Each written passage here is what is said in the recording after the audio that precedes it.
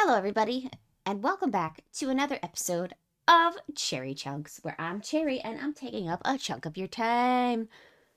Anyway, where we last left off on Witch the Holy Night, Alco got torn apart and then put back together, so everything's fine. It's cool. Soichiro had a creepy conversation with the priest, and now we are off to confront Toko, which may or may not be a really bad idea. Alright, so let's get right into it. To the next episode, Witch on the Holy Night, Part 2. Or Roman numeral II, whatever.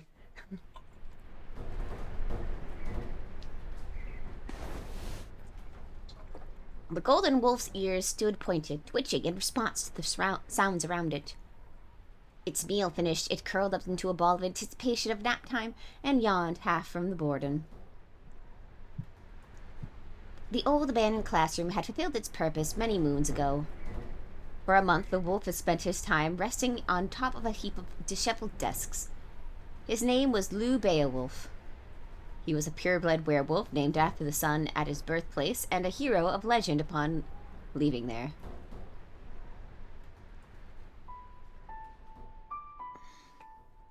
It goes without saying he is not from this country. He came from a land deep within the European wilderness, surrounded by mountains and forests. His homeland was a realm no human had ever set foot in.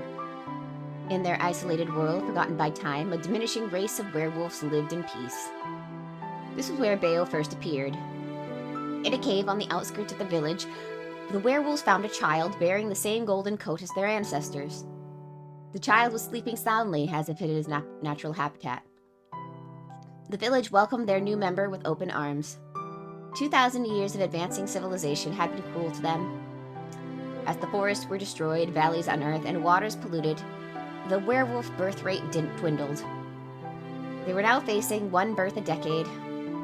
The child's golden coat deviated from the typical gray or white and shared only by their ancestors, who were treated as God felt, like a sign their prayers had been answered.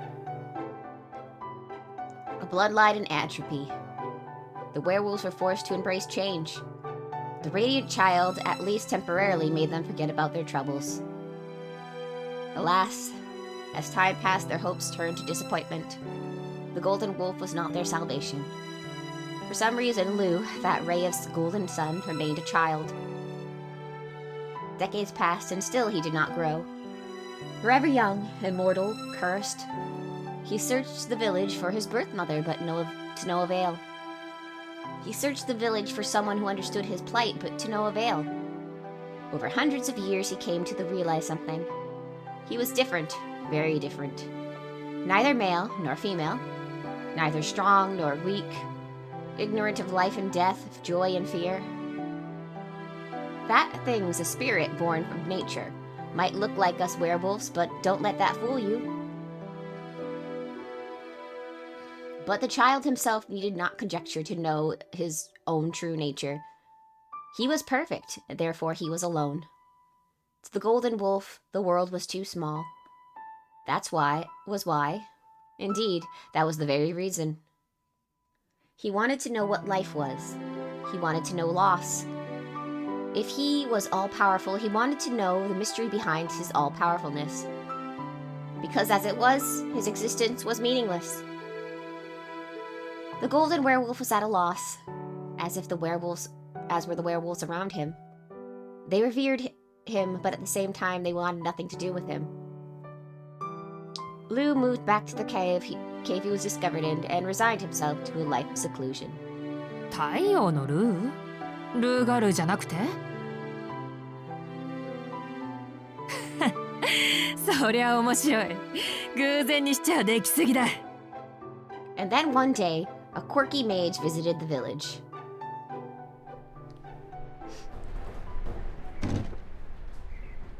またガタガタとうるさい。トウコさんはあれだよね。派手好きなくせに豆だよね。From his place on top of the rubble, Bale peered into the hallway. He thought his fusty master was busy dealing with the Mizaki City's ley lines, but she was engrossed in making traps. 1 month passed since they made the dilapidated building their makeshift workshop. Creating a new trap for intruders became a daily pursuit of Toko's. 安全を用意しておくなんて他の生き物は大変だ。 Having been like this since birth, knowing neither infancy nor dotage, he thought differently than others. For he was perfect from the day he was born, never declining, never improving. As such, he had no comprehension of weakness. Childlike, fickle, and without morals, he had no concept of good and bad as either a human or a wolf. A beautiful creature disconnected from the world around him, he was on top of all other creatures. With one exception, his master, Toko Awazaki. She showed him a sparkling, delicious world, and above all, he found her scent refreshing. To him, the world was divided into what was cool and what was not. Your preference and leisure pursuit were of no consequence to him, and he never took gender into account. The only thing that mattered to him was whether a person's life was logical and therefore cool. Toko Awazaki had her faults, but she smelled good. ベオ、昼食は済ませたか？ Bao's master entered the classroom, presumably done with her traps for the day. 夜が本番だ。それまであまり羽目を外すなよ。 Sometimes, like now, she would nag at him, but on the whole, his master pleased him. In reality, a contract binding her to him was not particularly powerful. If he wanted to, he could tear her to pieces at any time. No human could restrain him. However, he had no He had no intention of killing Toko in exchange for his freedom. And there was a reason for this. In order to move about freely in human society, he needed someone like her. As long as she did not offend him, he had no reason to rock the boat. However... やっと本番か。待たせすぎだよ、トウコさん。 The promise she had made him in his cave and the reality of their situation had begun to come apart at the seams. 来い。最高の神秘と戦わせてやる。 He was compliant up until now, but his patience was wearing thin. The fight with the newest magician last night was an enormous letdown. そう言うな。私も昨日は拍子抜けだったんだから。いいけどね。実はあの子、使わないんじゃなくて、使えないだけじゃないの？ His master's expression turned serious. Not in agreement with Wolf's question, though. She had already asked herself the same and many other similar questions. いや、使うぐらいなら死んだ方がマシなのかもな。そんなバカなことがあるの？使わないと死んじゃう状態だったんだよ。だから、そんなバカな考えが成立するぐらい。That it must be too terrifying to use, Toko finished in her head. She stopped short of voicing it and chuckled at her emotional outburst. どれほどのものか想像がつかないのは確かだ。だがまあ、根本は変わらないさ。魔法がどのような奇跡神秘の類であれ、魔術師である以上、青子に勝ち目はない。With those words, Bao's master walked out of the room, emphasizing that his role in all of this was to face Alco only at that very moment. 魔法ね。 The bored look in his eyes shifted. He recalled the taste of that girl, his long tongue sliding over his chain-like fangs. Make no mistake, he would finish his meal. He was the oldest werewolf, the golden god of the forest. As long as he could remember, no, from the moment he appeared, he had been the most powerful creature of all. All man-made mystics were trash before him. Magecraft was laughable, and even mystics' artificial miracles were futile. Their very existence was an insult to him. もちろん、そういう契約だし、ちゃんと平らげはするけれど。That was the extent of their pact. Once he had dealt with the so-called true magic, he was free. His eyes burned with the wolf inside him. His fanged maw twisted into a sadistic, beastly grin.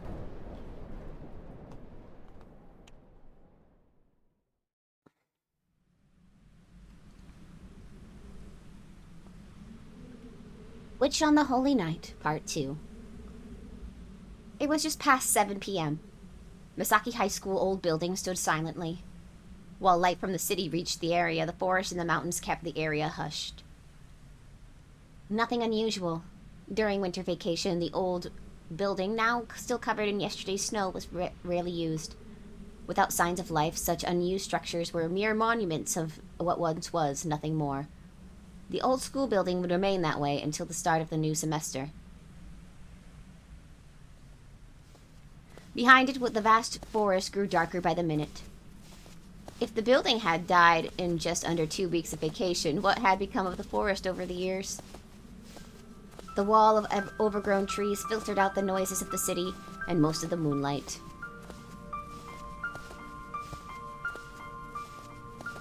An otherworldly realm had taken root, not even 2 miles away from town. Piercing the cold night, footsteps crunched through the powdery snow. この辺りに仕掛けはなさそうね。それでどうするの？このまま急行車に忍び込む？まさか私らがやってきたことなんてとっくにバレてるわ。隠れても意味はないし、何より敵のアジトに入ってどうするのよ。盗みが目的じゃないでしょ、今回は。後ろから切りつけるのは強盗というのじゃなくて？それができれば苦労はないんだけどね。まあ忍者の真似事は私というかアリスの芸風じゃないでしょ。そもそもやる気満々なのはこっちもあっちも同じってこと。 Lord. The sound of their footsteps stalked in unison. The old, forgotten Misaki High School building stood before them. What used to be the schoolyard was now a barren snowscape. Reclaimed by the forest, the building looked like a shell of its former self. The surrounding trees resembled standing mourners at a funeral. せっかちなお嬢さん方だ。タイムリミットまであと4時間はあるというのに。Alone in the middle of a white altar was the lone, scarred red mage. As she came out from the forest, Aoko lowered herself slightly, scowling at her distant target. Next to her, Alice stood motionless. The bare branches of the trees cast long, thorny shadows. Aoko was reminded of Sleeping Beauty, except this mage wasn't nearly as pleasant as the princess in that. Not to mention she wasn't sleeping, and there was no prince.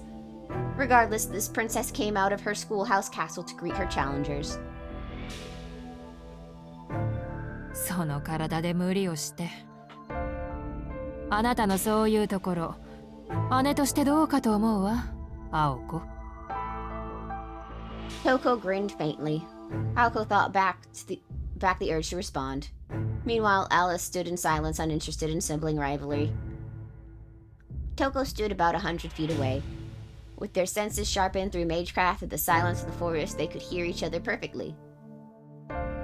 The golden wolf was nowhere to be seen. Toko faced the 2 girls alone. Alice's black overcoat and the winter hat were typical items of clothing for a mage battle.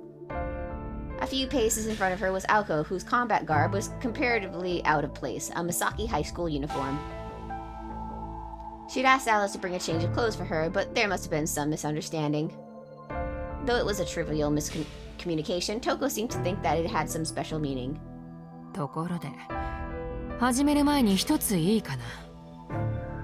気になって仕方がないし、この先機会もないだろうから聞くんだけど、あなたの戦闘服ってそれなの？青子。Toko spoke clearly and, despite the distance, was able to communicate her deep-seated scorn without trouble. Aoko would rather attack than engage in small talk, but she decided to take the bait. そんなわけないでしょ。今までこういう機会が多かっただけよ。数えるなら今日を含めて4回しかないわ。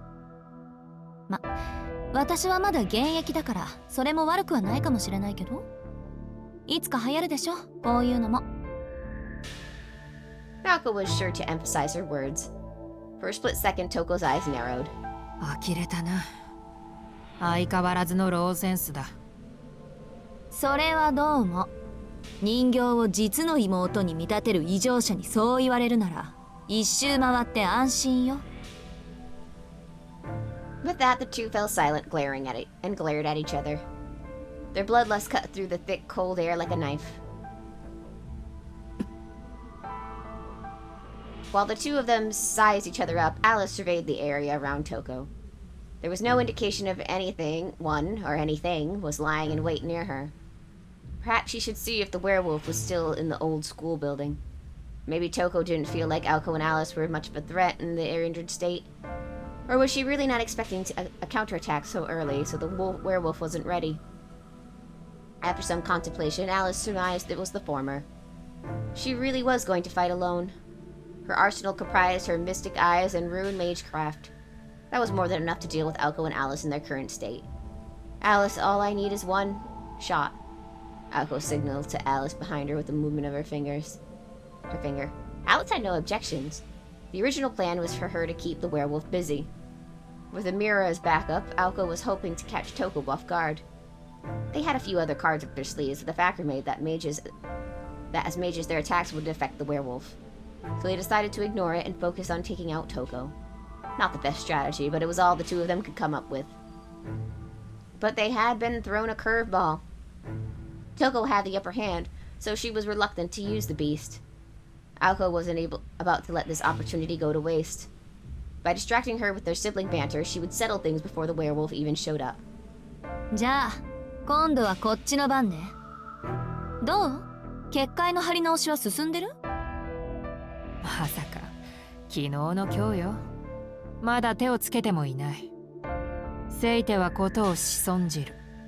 だいたい私の目的は霊脈の奥にあるもので、結界そのものじゃない。張り直しは予定にないさ。まあ土地を暴くなんて面倒な真似をするより、お前を暴いた方が早いのかもしれないが。やっぱりそれが目的だったのね。ならなおのこと、あんたを魔法使いにするわけにはいかないわ。Alko's blue eyes burned brightly with a fighting spirit. Even though her sister was ready to pounce, Toko remained motionless, but for her mouth, which twisted into a smirk. 魔法使いか。確かにまだ執着はあるね。私には移植されなかった魔術刻印と青崎の伝える魔法の正体。だがもういいよ。欲しくはあるが、到達すればどちらも自分で用意できる。それとも今ここで私のために魔法の正体を見せてくれるのかい？青子。Toko's words came out flatly, but her eyes mocked her sister. It was true, however, that if Alko wanted to defeat Toko, her best chance would be to use this mysterious true magic. The only problem was that she couldn't. If she could, she would have used it to avoid being mauled last night. Alko Owazaki couldn't use true magic. Toko believed she needed to fulfill some kind of condition. The protection their grandfather placed on the formula was to prohibit miracles from being easily realized. However, that wasn't because he was concerned about the human world. It was no exaggeration, he'd feel nothing if magic leveled the entire city. The truth was, true magic never had any conditions. Alko was being held back by trauma. These 5 privileges, the only powers of their kind, were bound by cognitive seals. That's why Toko looked down on her naive little sister. So weak, a body incapable of handling that magic should be cut down with a mere sword.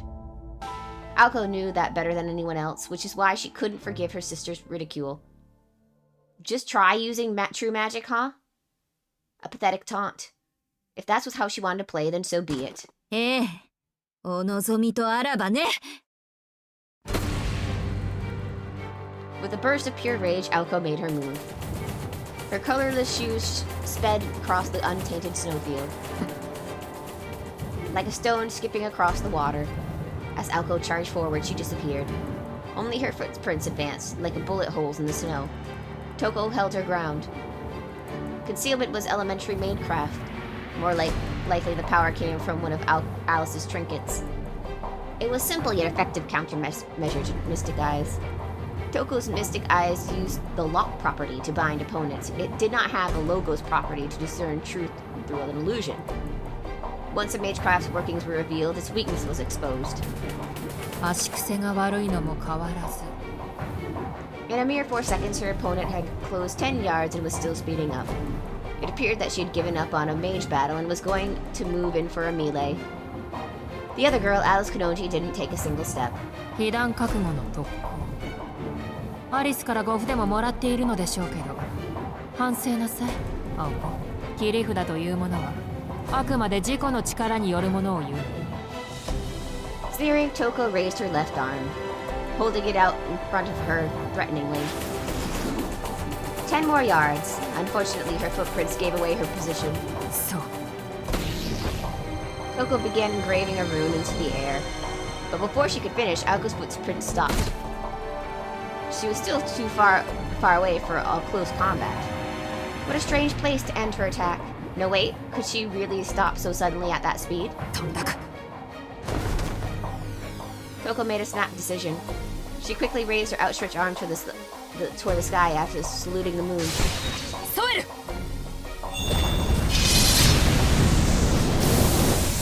Flames tore through the air. The rune carved into the body above her, bathing in a pillar of flames. No internal resistance spell could help. Rather than simply burning their target, runes wrapped around them in a wreath of flames.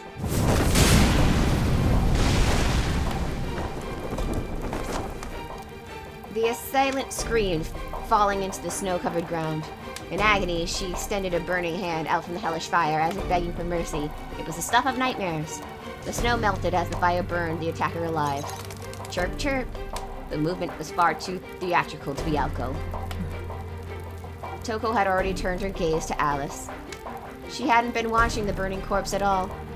Toko knew it wasn't Aoko from the moment the body fell to the ground. ラインスターの使い魔は何匹いる Irritated, Toko glared at Alice, while Aoko had vanished into thin air. She hadn't moved at all. Blue energy traced a circle around where she stood. It was forced to forth, a 4-bar grand magecraft mobilizing her magic crest. Toko only had a single action runes.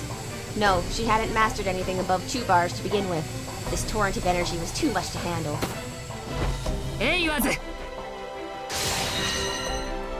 The rune formed in the magic circle.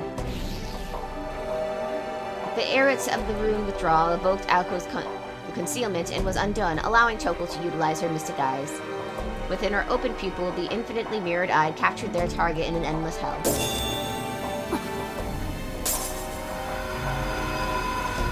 The mage's sight was literally split in two. The space in front of Aoko distorted, obscuring her from like an icy mist. If Toko's eyes were like opposing mirrors, then this was like sticking a one-way mirror at the triangulate point. With her vision split in two, she couldn't lock on to Aoko. 御水の鏡の効果よ、トウコさん。青子は鏡の Y 字路の奥にいる。一本道から見ているあなたに中心は見渡せない。Alice explained without concern. Due to the herb Toko made Alice swallow, she was still unable to use her own magecraft. However, she could use ploys already in motion without using magical energy, such as the mansion's mirror and the aimless little blue bird. Finally, the magic bullet was loaded. セット、ルート、ディレクトカーラット。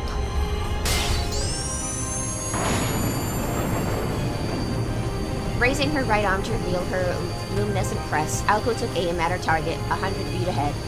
Magical energy coursed through her gun barrel arm.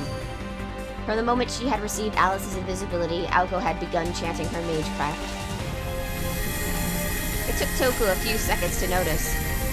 Aoko produced more spins in the awakened magic circuits than she had ever done before. She readied not snap, not draw. Instead, she advanced past her third process, a compression of magical energy, magic blow. If she fired the blue aether that gathered before her, it would fly with the force of 10 tons. Using her magic crest to multiply the energy and the machine gun her target, it was enough power to demolish even the old building behind her. Taka! Aoko stared intensely at her sister, ready to fire. Toko had no time to counterattack or even to speed speed to evade. In fact, she didn't move, implied that she knew better than anyone. Acceptance filled her eyes, not fear. Alko didn't hesitate. She squeezed the trigger in her right hand. スワープスターマインカイロ放て The last word came out like a scream. Under the impact of ether, the surrounding snow melted and flew around.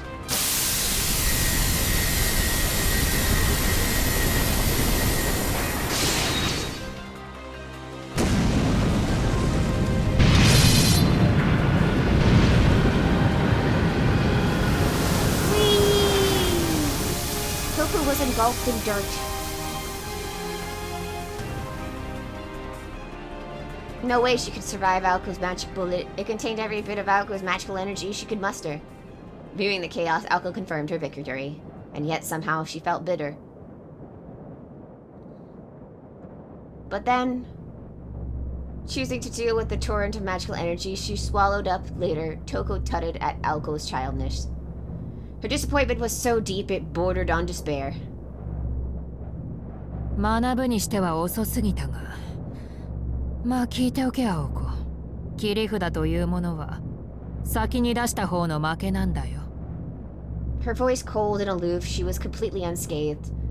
The mage stood in the snowfield, not a single speck of dirt on her overcoat. Just before the bullet reached Toko, she deflected it with a magical energy of the same level. Alko could only stare at the scene before her.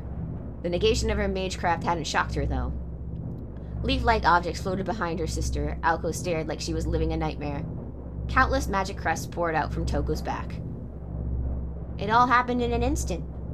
The mage bullet approaching like a tsunami, Toko lightly snapped her fingers, causing a stream of letters to rush out from behind her. Text became art, golden flowers bloomed. There must have been hundreds. All sorts of magecraft from even beyond Western Europe. The kind normally carved into the flesh of a mage. The kind Toko Aokazaki shouldn't possess. The kind only followers of the schools should know. Blossoming magic crests brighter than the moon. Inscribed in the air, they formed a totem pole, a guardian beast to protect Toko.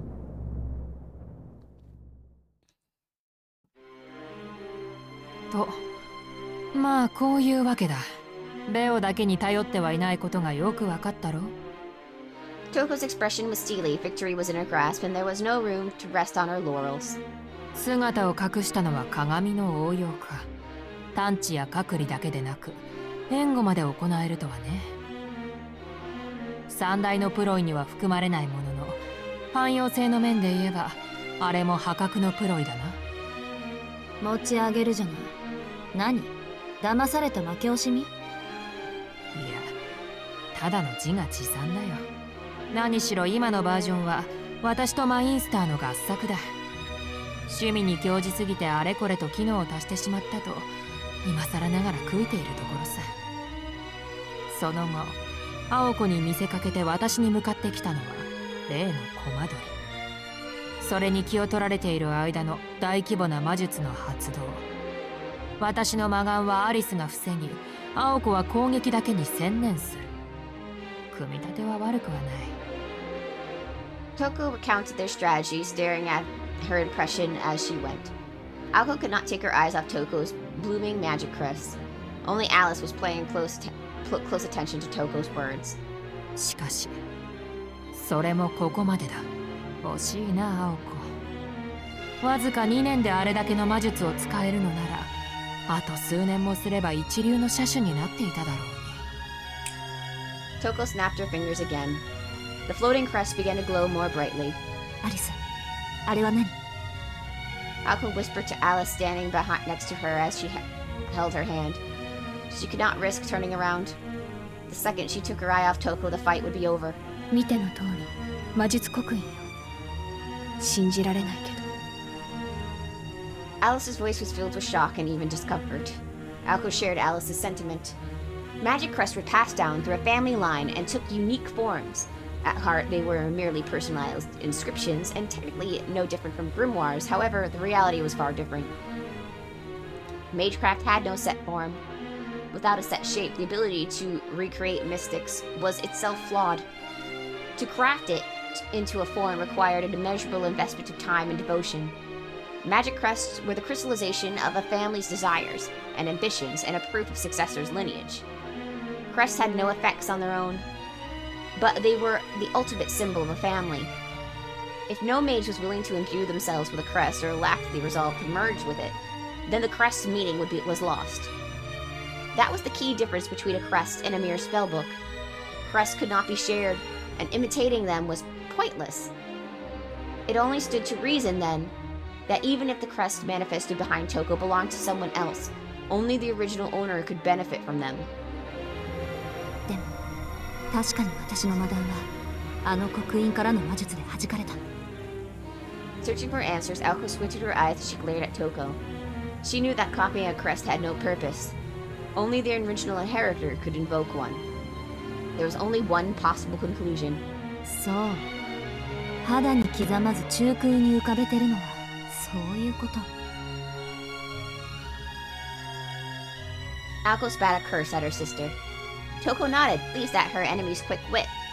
ああ、この体には合わないのでな。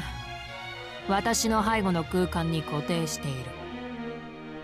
本当はね、お前たちのように肉に刻んだ方がいいんだ。魔術の起動が一動作で済むんだから。だが実際に使用するのならこうするしかない。起動までの手順は一つ増えるが、マイナスばかりでもない。所詮は人事なんでね。痛みは全く感じない。 Wow. And it seemed neither physically nor mentally.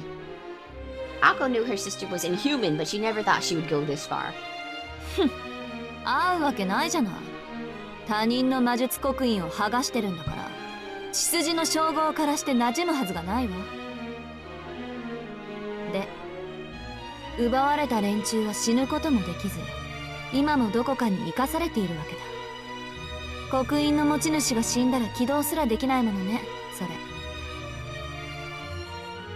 瞳子さん、あなた。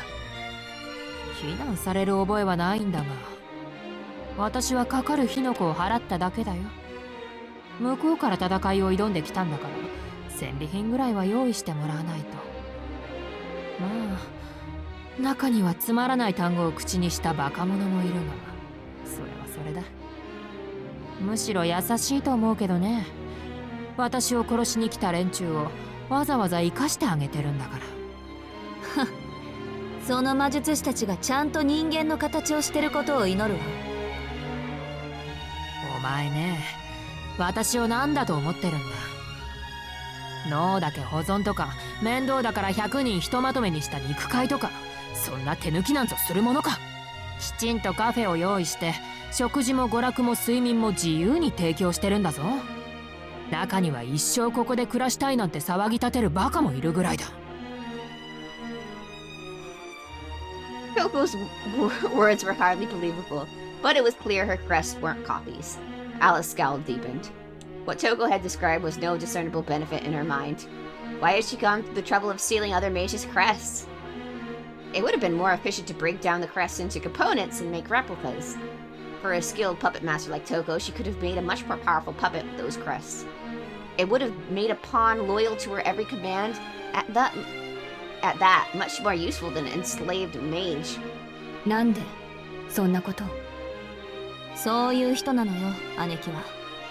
これで行くと決めたらそれしか目に入らない人なの。ある日の話よ。テレビでピザの CM をやっててさ、私たちは唐突にあのデブ食を食べたくなった。でも悲しいかな。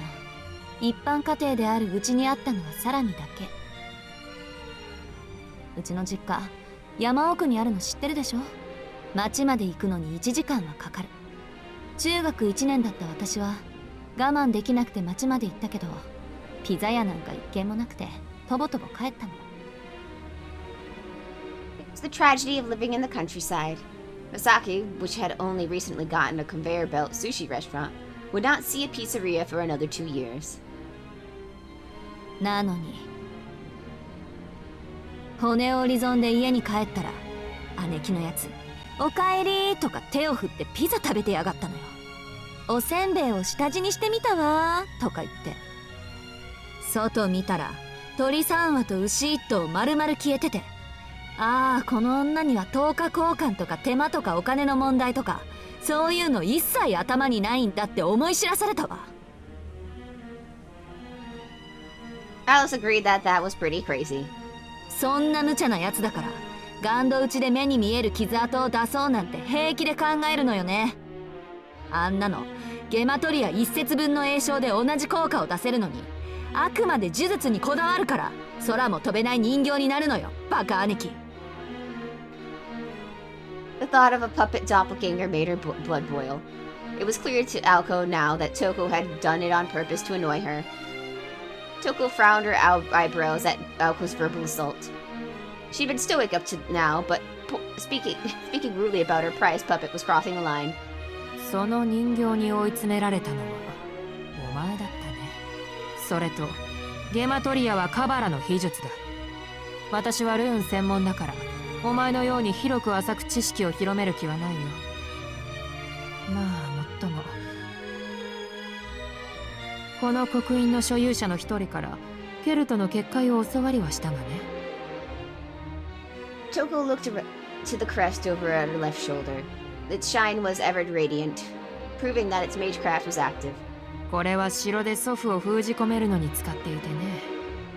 犯人汎用のドルイド層を閉じ込めたとまではいかないが、そうだな。私では郵便ポストぐらいの大きさが限界か。ほら、昔お前が壊した赤いポスト、ちょうどあれぐらいの可愛い鳥小屋だよ。人間一人分をしまうには窮屈だろうが、祖父は肉体というより霊体に近い。見よ。Toko stifled a sinister laugh at her explanation, chilling. Her cold veneer seemed to slip slightly when it came to her grandfather, her smile betraying the long festering hatred she had still clung to. そういったわけでね、先の青子の魔術を防いだので、この刻印もしばらくは使用不能なんだ。今のが本当の魔法だったなら、わずか3行の刻印では打ち消せなかっただろうに。青子、お前は僅差で負けたんだ。じゃあ、そろそろ終わりにしよう。抵抗をするのは自由だが、ベオ相手にそれは辛いぞ。Toko snapped her fingers one more time. The golden werewolf was hiding in the school building. The signal to him echoed eerily through the surrounding woods. Before the echo stopped, Alco shouted back at Alice. 行ってアリス! The order sounded like reprimand, but Alice silently obeyed. Without hesitation, she left Alco behind to handle Toko and made for the forest. If defeat was inevitable, it would be pointless for both of them to die. If one of them could survive, there would be round 3. That's why Alco decided to be the sacrificial pawn. トウコ自身の切り札も分かったし、アリスが本調子になれば勝てない相手じゃないものね。Alco muttered bitterly to herself as Alice's feet crunched through the snow. Instead of cursing her own death, she cursed the fact that she would not see Alice defeat Toko. For what else was there to curse except this? Alice disappeared into the forest. Feeling her fellow mage's presence fade, Alco continued to glare at her sister. いつまでじらす気？私、待たされるのは好きじゃないんだけど。Speaking of waiting, the werewolf Toko was called was nowhere to be seen.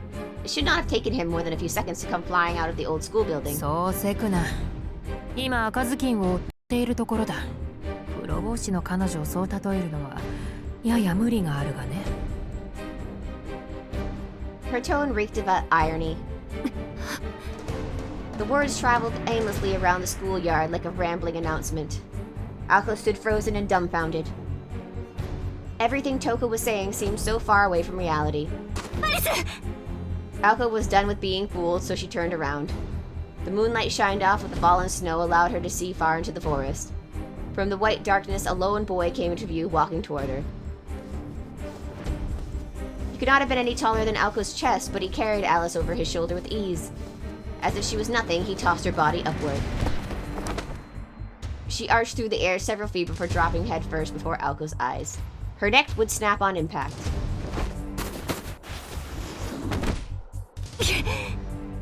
Even though she was wiser to not, Alco reached out and caught her. Alice's light body weighed heavy as she fell into Alco's arms. The stitches on her wound tore, dyeing Alco's arms crimson. Alco gritted her teeth, fighting the pain that shot through her body and the sensations out of warm blood. アリス、無事。 Alice did not respond, but Alco could see that she was at least conscious. The werewolf must have ambushed her right after she ran into the woods. Alice bled heavily from where the wolf tore her abdomen open last night, just as she had done to 初めか Alco. ら森に潜ませていたとはね。 Cursing her own carelessness, she gently laid Alice's body down. She set her sights on the blonde-haired boy, her new target. つまりあれよね。甘く見ていたふりで初めから余裕なかったんだ。 Even in the face of Alco's rage, he did not stop smirking. He stared back at the girls, eyes gleaming, twinkling with excitement at the brutality to come. The blonde hair and green eyes she saw last night. His effeminate features now seemed ethereal, like he had changed into a being from another planet. レオ、今日は食っていいぞ。 Toko's voice echoed from afar. The boy's grin broadened. Nobody could have expected what came next. Alco rushed head first at the boy. Faster than a robin decoy, she sped, blood dripping from both arms. Toko watched wide-eyed at the spectacle. Alice could only look on with vacant eyes as she lay helplessly on the ground. The werewolf boy was caught off guard by a prey becoming predator. Alco crossed 20-foot gap in a second before planting a foot in the snow. It rested for a moment and pivoted her body like a top. Even if he instantly understood what was coming, the boy wouldn't be able to dodge in time. Using the momentum force from her sprint, she pushed her leg into the ground and sprang up. With deadly timing, her roundhouse kick swung at a wide arc toward the boy's neck, sending an explosion of force toward his brainstem. It was an expert display of martial arts, strengthened by the magical energy. She'd gotten the hang of close combat while fighting Toko's puppets. The violent kick was powerful enough to shatter a tree trunk. The boy did not move. Alco's shin connected firmly, and she stopped. The shockwave rippled through his neck. It was the same feedback Alco had felt when she destroyed the puppet. Even if he wasn't defeated, she had to have severely damaged his spine. She looked at him to confirm her kill, but the boy simply stared back at her, not even bothering to twitch an eyebrow. お姉さんの右足は確か噛み切った方だ。それで首を狙ったのはすごいよね。女の人は本能的に自分の体をかばうものだって瞳子さんは言ってたのに。けど残念。せっかくの勇気も無駄でした。僕の体毛の質はこの姿でも変わらない。 The only one hurt between the two was Alco. The leg she had lodged into his neck was totally numb, like it had been chopped clean off with a hatchet. それに少しだけ迷いがあったな。くっつけたばっかりの足だからかばったでしょ。人間が僕の相手をするならそんなこと気にしちゃいけないのに。ああ。 The boy smiled, basking in Alco's shock and awe. She could not free her leg. No doubt, as soon as she regained her footing, he would tear her stomach open. どっちにしろミンチだから気にしても仕方がないよね。ほら、もったいない。せっかく治ったばかりなのに。 Alco was not sure, but it felt like he had sunk his finger into the flesh of her right leg. He was right about her leg. She barely had any feeling in it. It had been completely paralyzed after the last attack and now back in the same horrid state. Except this time, instead of being torn to pieces, it had been crushed to the bone. Her leg might have been numb, but it just look of it was enough to horrify her. The way it was crumpled to all that blood. Any normal person would have died from shock. As if thinking about someone else, Alco considered how cruel Magic Crest could be. あれ、まだ目が死んでない。あんまり苦しめたくないんだけど。頑丈なのも考えものだよ。 The boy thrust his hand out at Alco's chest. Her consciousness flickered from the sudden pain of a stake. No, a child's fist piercing into her torso. The scenery flew by.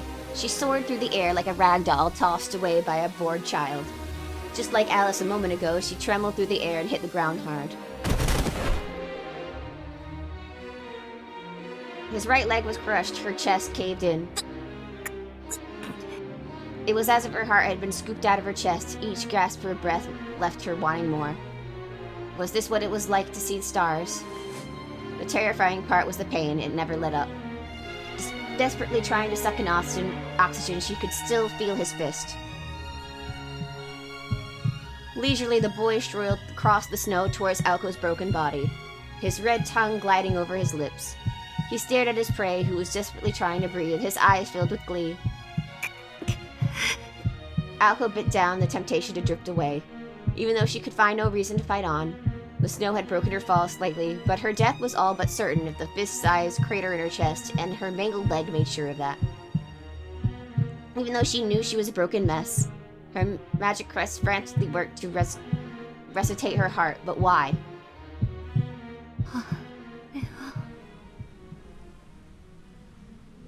The sight of Toko in the distance was the only thing that kept her conscious. Her sister looked surprised for some reason, like she was witnessing some strange phenomenon that wasn't like her. Wondering what it was, Alco tried to stay conscious. Feebly trying to raise her head, she looked at where Toko was staring. Why did she look like that when she was so close to victory?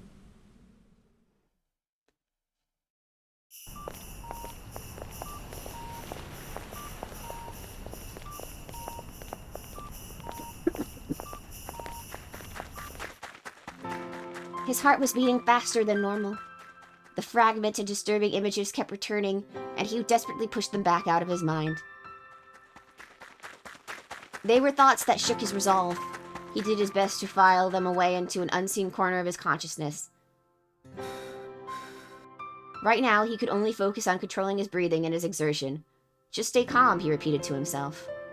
He had not stopped for a second since leaving the church, even without giving thought to what he would do next. So many traffic lights, so many people. It was Christmas, there was no way he would find a taxi.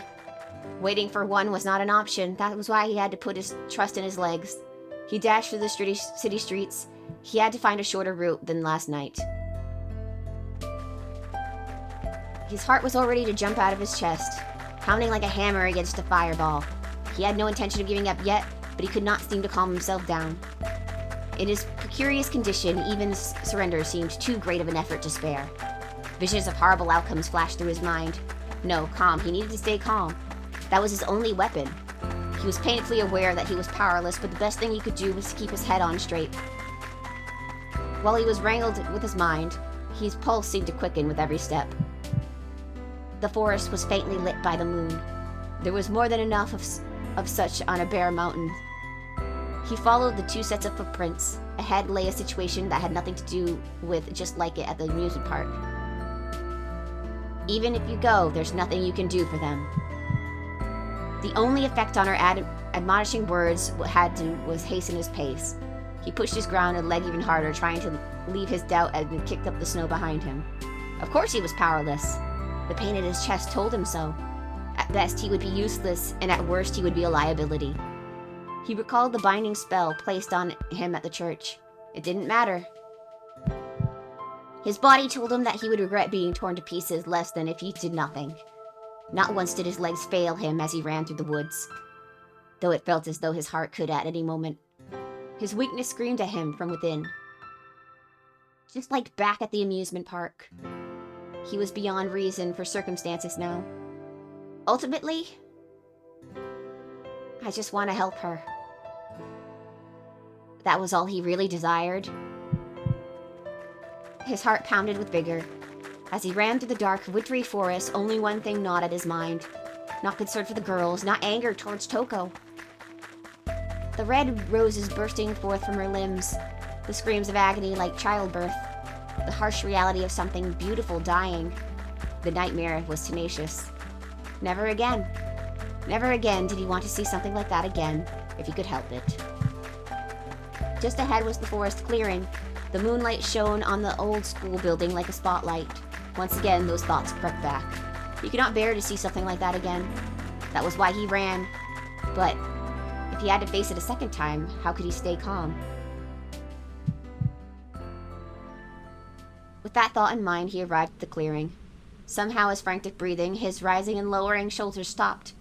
No exhaustion, no inertia, just blankness, like his mind was frozen in time. This was the second time he felt like this. But the nausea and dizziness from the first time, the pathetic whining of the last few weeks, the doubts clouding his mind, they were all gone.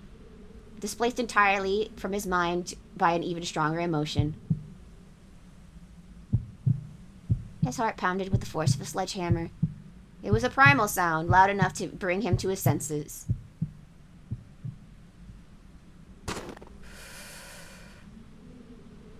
Sojiro stepped into the clearing, letting out a deep but steady exhale.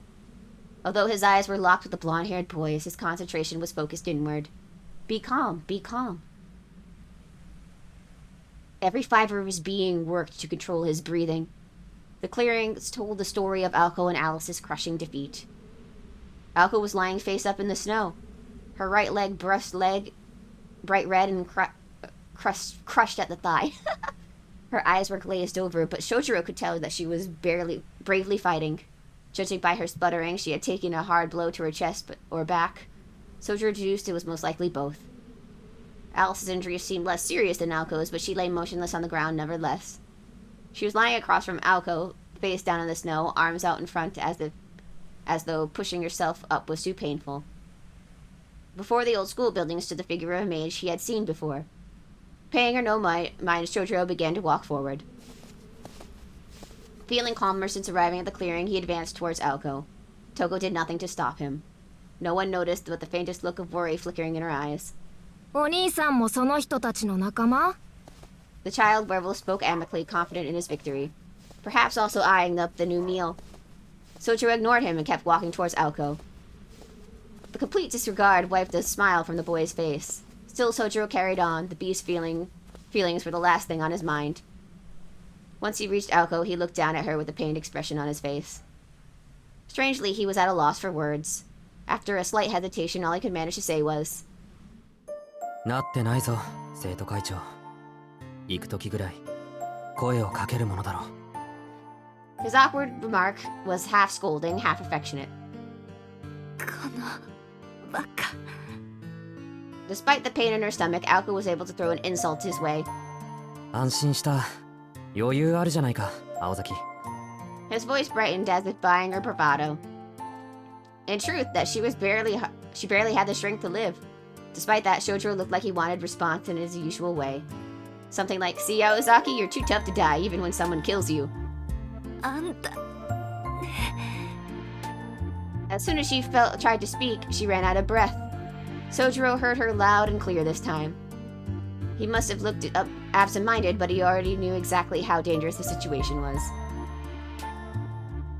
Alco knew because his carefree-sounding words did not match his expressionless face. 何のつもりで?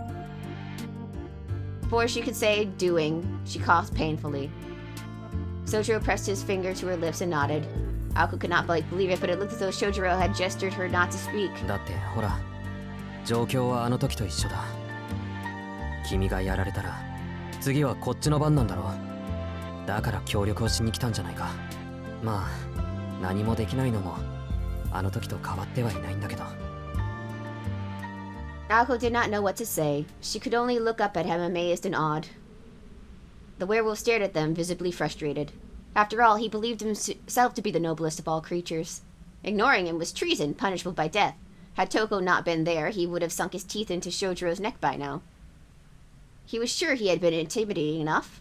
However, his prey did not show any signs of fear. It was hard to imagine, but maybe, just maybe, this guy did not view him as a threat. まあ誰でもいいんだけど、筋張った肉は歯ごたえがあっていいし、何より食い出がある。先にそのお兄さんから始めても構わないよね。 The boy with wolf called out once again. Still not responding, Shojiro raised a hand to his nose. Cool, calm, and collected. Paying no mind to the boy, yet keeping an eye on him. 匂うな。ん? Everyone present was confused. No one seemed to be able to smell anything but him. へえ。何が匂うっていうのかな。Bale's wolf retained his usual arrogance, but it was tinged with impatience. The boy was unable to hide his irritation at being ignored. Finally, Sojiro turned to face the boy in a short distance from him. 品のない肉の匂いがする。これだから犬は嫌いなんだ。His voice was filled with disgust and contempt. Sojiro was mainly speaking to himself. But the werewolf boy had never felt so insulted, even if it was not Shojiro's intent at all. And in that moment, the wind picked up, perhaps signaling a change in the werewolf's mood. A fiery gale whipped around, carving patterns in the snow. Sojiro! Sensing he was about to be killed, Aoko desperately tried to move, but her broken body would not respond. After hearing Shojiro's insult, Alice was unsuccessfully struggling to get to her feet too. In complete contrast, Shojiro stood there, firmly and unfazed. The little blonde boy's well patience had drawn dry. そうか。要するに、僕が子供だからって舐めてるんだね。お兄さんは。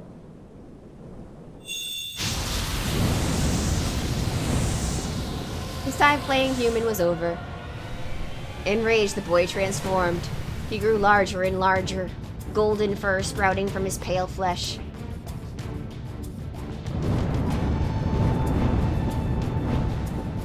His mouth grew razor-sharp fangs, his hands grew claws. Drawing from the magical energy in the air, he transformed into a preternatural beast, a wolf in the shape of a human. 重化の許しは出していないぞ、ベオ。Toho yelled at him, but the wolf did not respond. He only huffed deep breaths of hot air. That was all Sojiro could say in response to the boy's metamorphosis. Such a transformation was the stuff of nightmares. What was worse, the beast now towered over him. It was enough to make anybody question reality itself. Seeing his prey's reaction satisfied the werewolf, and his maws twisted into a satisfied grin. This meat was a strange wood in the sky, but meat was meat. However, the beast's arrogance was short-lived. His prey breathed a sigh of expiration before speaking.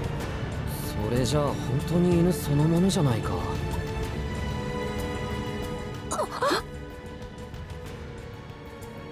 You could hear a pin drop even in the snow. Aoko, Alice, and Toko were all dumbfounded. I am also dumbfounded. Were they really seeing a human not just stare a werewolf down, but insult it to its face?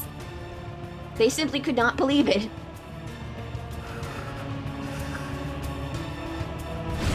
It was too late. Any trace of the wolf's pride or dignity faded away. The onlookers finally realized that the wolf was serious. ベオ、殺すな。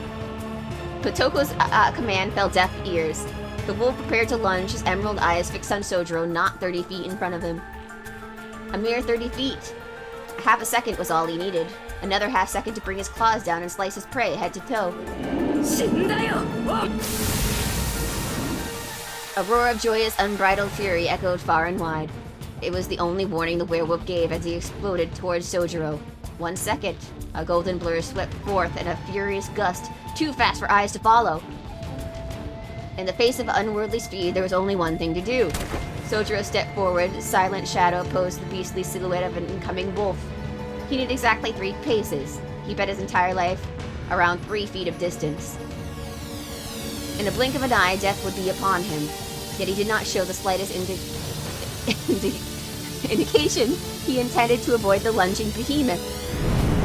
The wolf's forearm slammed to the ground with an earth-shaking fury.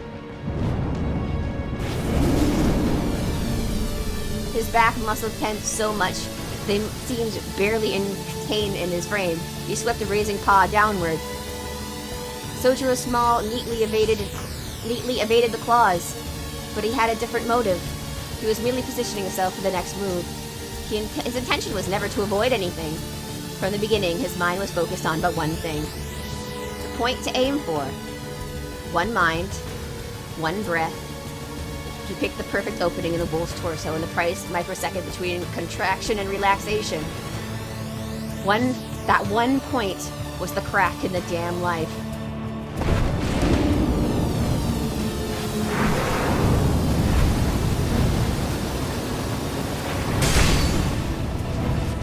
He punched the werewolf in its chest with his feeble human strength. There was a dull thud and a burst of blood. His twisted flesh and gore were all Shojiro's own. The werewolf raised its claw, convulsed. For an insignificant impact, the beast's body was the first to collapse, then his spirit. It was a moment of utter incomprehension. The wolf opened his jaws, trying to pull air to his lungs. Gasping, he began to topple forward. The slender figure slipped around his flank.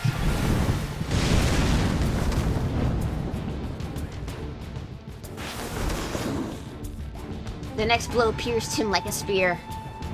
Ignoring his mangled left arm, the silhouette whirled around and drove his elbow right into the collapsed werewolf's back.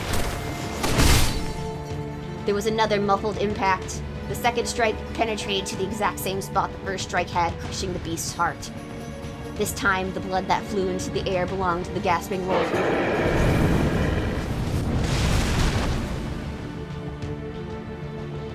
The werewolf fell to the ground, choking on his own blood.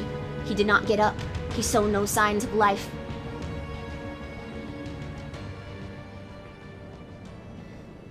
It was over. There was no remorse, no hesitation in that brief act of violence. The perfect furious golden beast laid still, felled in a mere 3 seconds. No sane person could have bet on this outcome. His breathing calm, the victor stood over the fallen behemoth's body. Dang! He murdered him! Even as the beast lay crumpled in the snow, he could not grasp what had happened. His heart had ruptured, cutting the blow flow from his body and brain, leaving him helpless. That much he knew. If he were a normal creature, he would be dead. As it was, this was a trifling inconvenience. Once his heart was repaired, his body would heal as well. It was not as if he had been struck by magecraft exceeding his own magic nature. This was a little different than a grazed knee, which is what was so strange. Your heart does not stop from a grazed knee. The werewolf frantically searched his memory. He managed to remember right up into the moment he had raised his claws. But what had come after that? Given the right transformation, he knew he could withstand even a cannon blast. How had a puny human dropped him? Wait. Before that, he had to figure out exactly what did his opponent do to him. The moment he got enclosed, yes, he had felt the small impact. That attack was so accurate, it could probably only affect his heart. Ridiculous. Even if that was possible, there's no way that alone could stop a werewolf's heart. In the end, no matter how much he thought about it, nothing added up. The answer was out of reach for a werewolf with no knowledge of being backed into a corner, let alone the limits of human skill. Only one thing was certain: he had lost. He tried to piece together a sequence of events. In the explosion in his chest, a flash of white. After that, he was falling over, and he took another blow to his back. That was the one that disrupted his heart.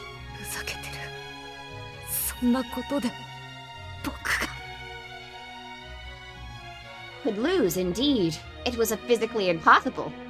The boy gnashed at his teeth and tensed his body in indignation at this unfair conclusion.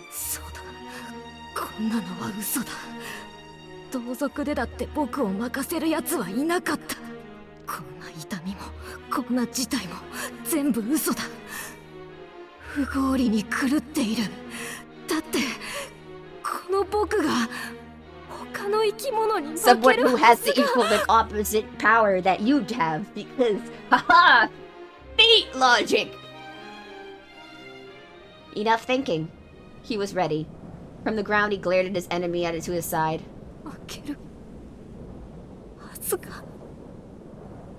In the very next moment, an unknown type of pain coursed down his spine. It had eyes, cold eyes, staring, piercing, colorless. The moon looked more alive.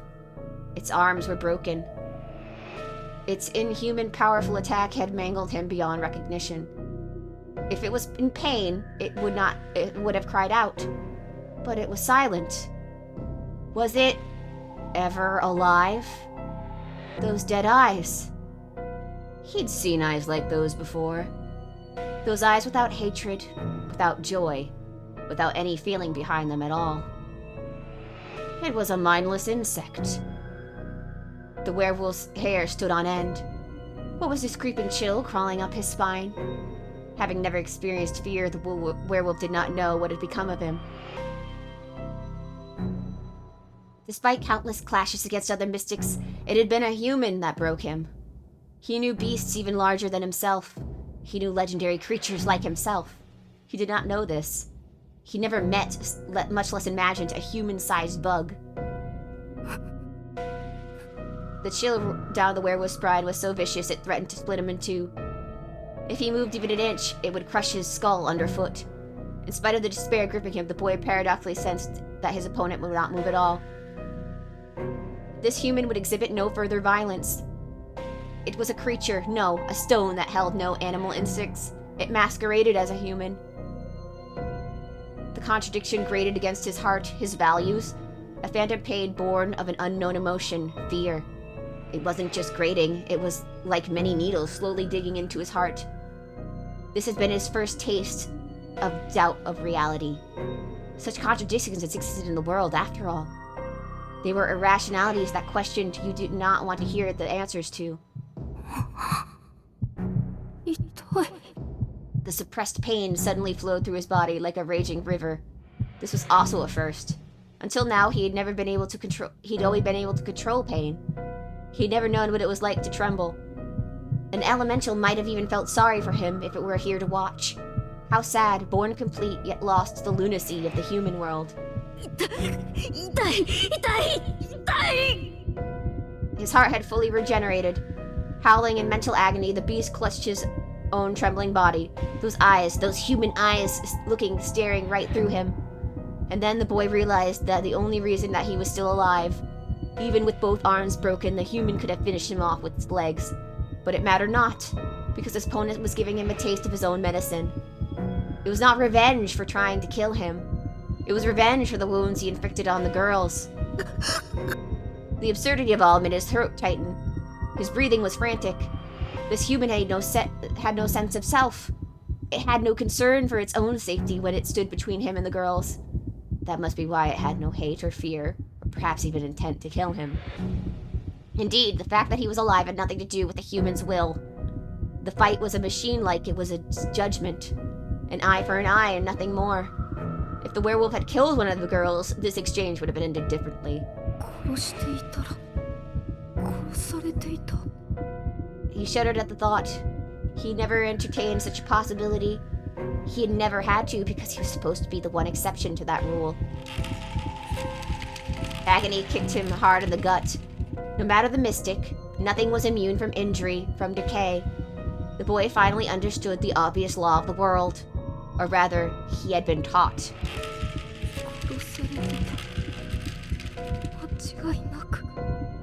Those eyes, they would not have stopped staring out at him. Retribution was a universal law. He was now pridefully aware of that fact. And yet, the one who brought this form of to him was the idea was this human. The pain of defeat, the pain in his heart, the pain of comprehending the incomprehensible. Pain. The impossibility of all had shattered his perfect world. It ate at him, consumed every fiber of his being. The doubt had made his head spin. It was too much. Humans were impossible to understand.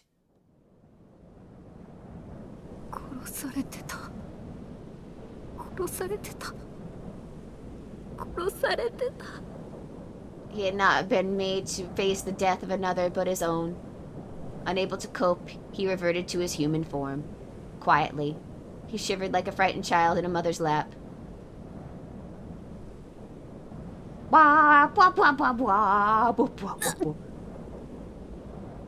Still lying in the snow, Alko choked on her words, unable to entirely comprehend what had unfolded. She could not hide the trembling in her voice. 何？ Speaking in his unusual way, Sojiro nonchalantly turned toward her.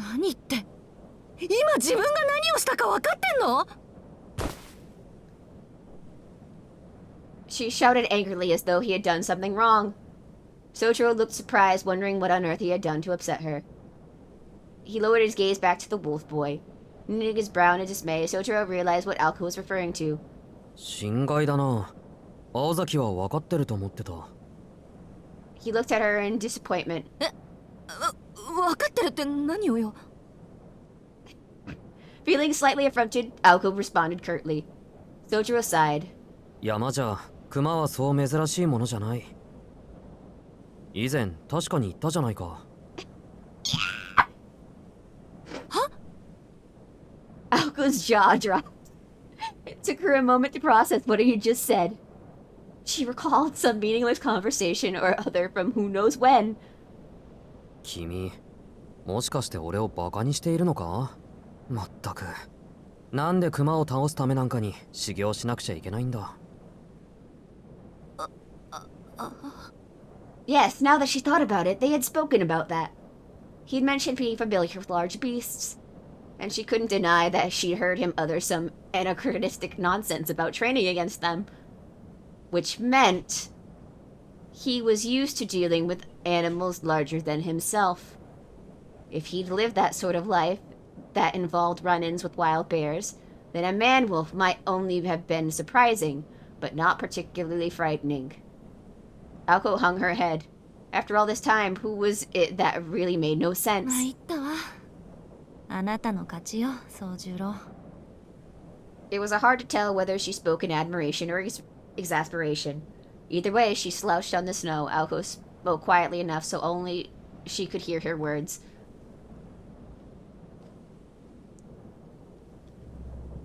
The power of belief!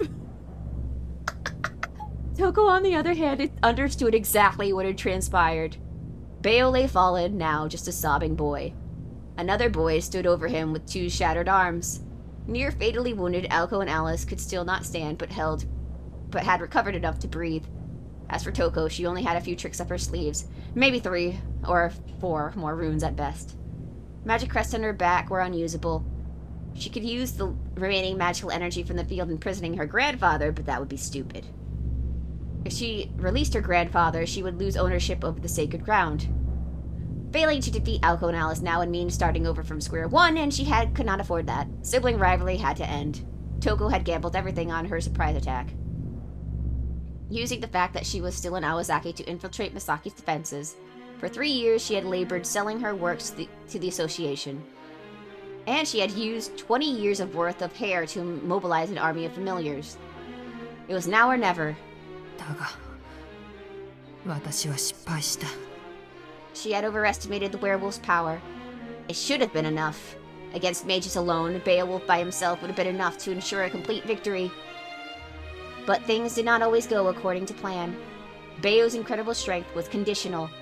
She knew he was not infallible, so why hadn't she prepared for a contingency plan? Her heart as cold as ice, Toko stared at Shojiro, who stood tall. His arms were a hideous mess. The arms that used to strike Beo head-on barely even resembled an arm.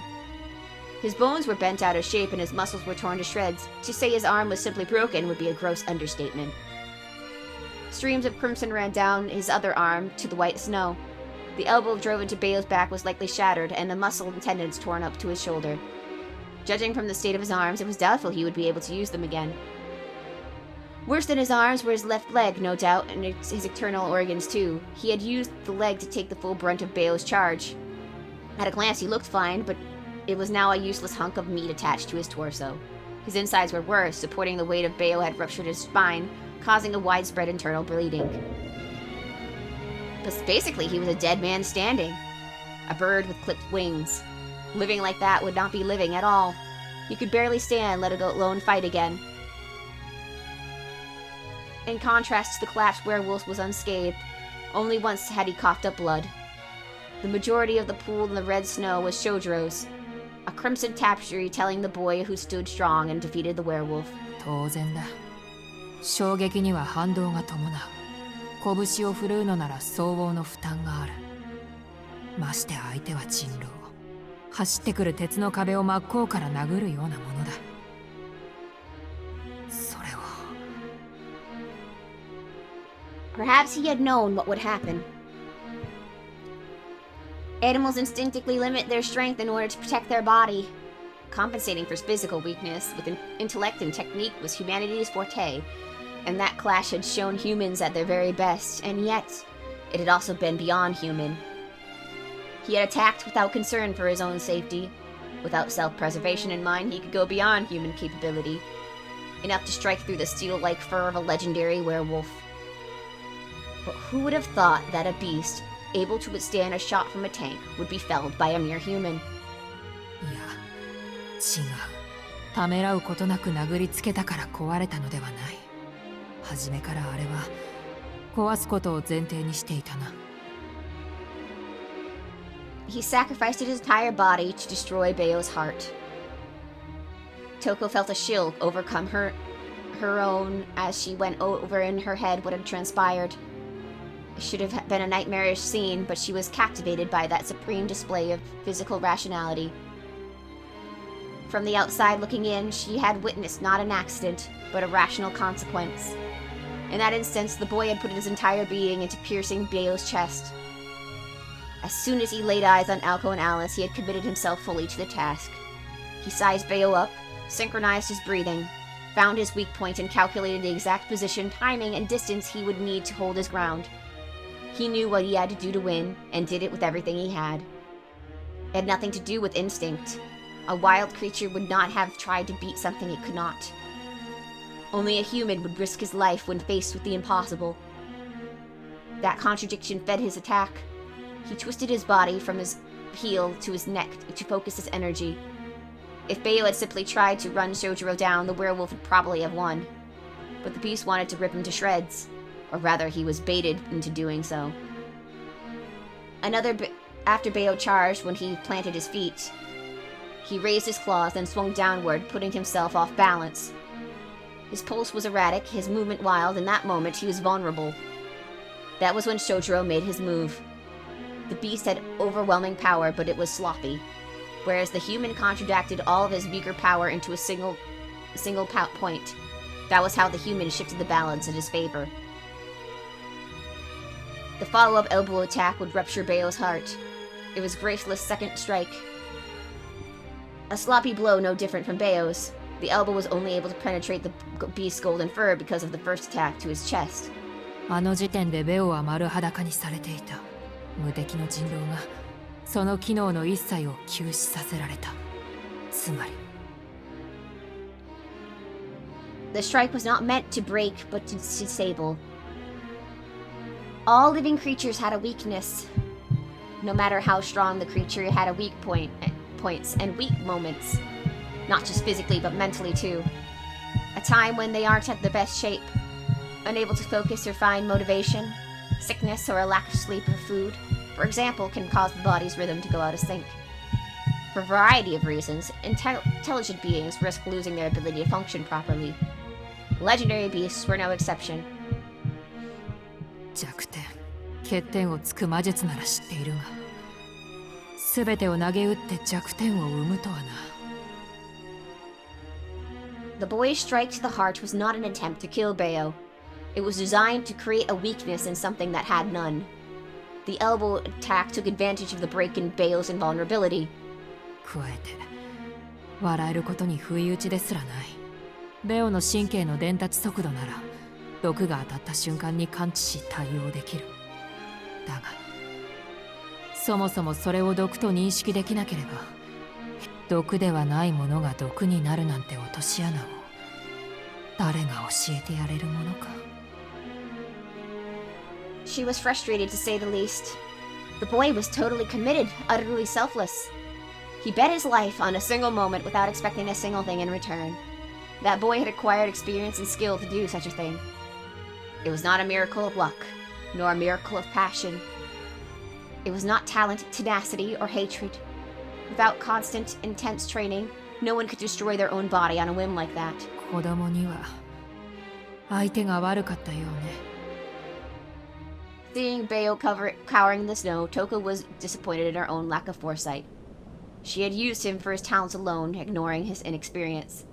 If Bayo was not a child, his life experience might have given him the strength to bounce back and devour Shojiro after regenerating. ベオを責めるべきか。それとも君を評価すべきなのか。 Toko quietly lifted her left hand. Nobody noticed. Standing far away, the boy standing there looked like a hunter from a picture book. He had a slender build, but was likely because he intentionally shed any excess. Given what she had just witnessed, his cluelessness had to be part of an act. The act of a hunter. As she thought of it herself, she suddenly remembered. The first thing that crossed her mind the first time they spoke. そうだったな。だが、それは忘れていたかったよ、宗十郎君。 No sooner had she felt a slither of sentiment, she returned to her unshakable resolve. She was raised in the heir of the Awazaki household, taught never to question the morality of her actions. That was why, even now, she knew exactly what she had to do. でもよかった。 Sojiro muttered, unmoving, perhaps because of the pain of his broken arms. He did not look at Aoko. Instead, his gaze was focused on Alice, who was lying prone some away. Aoko thought he looked lonely. よかったって何がよ。 She asked, spurring him on. They were mere steps from each other, close enough to touch hands. Their quiet voices carried the stillness. 私たちが無事だったからなんて言ったら怒るわよ。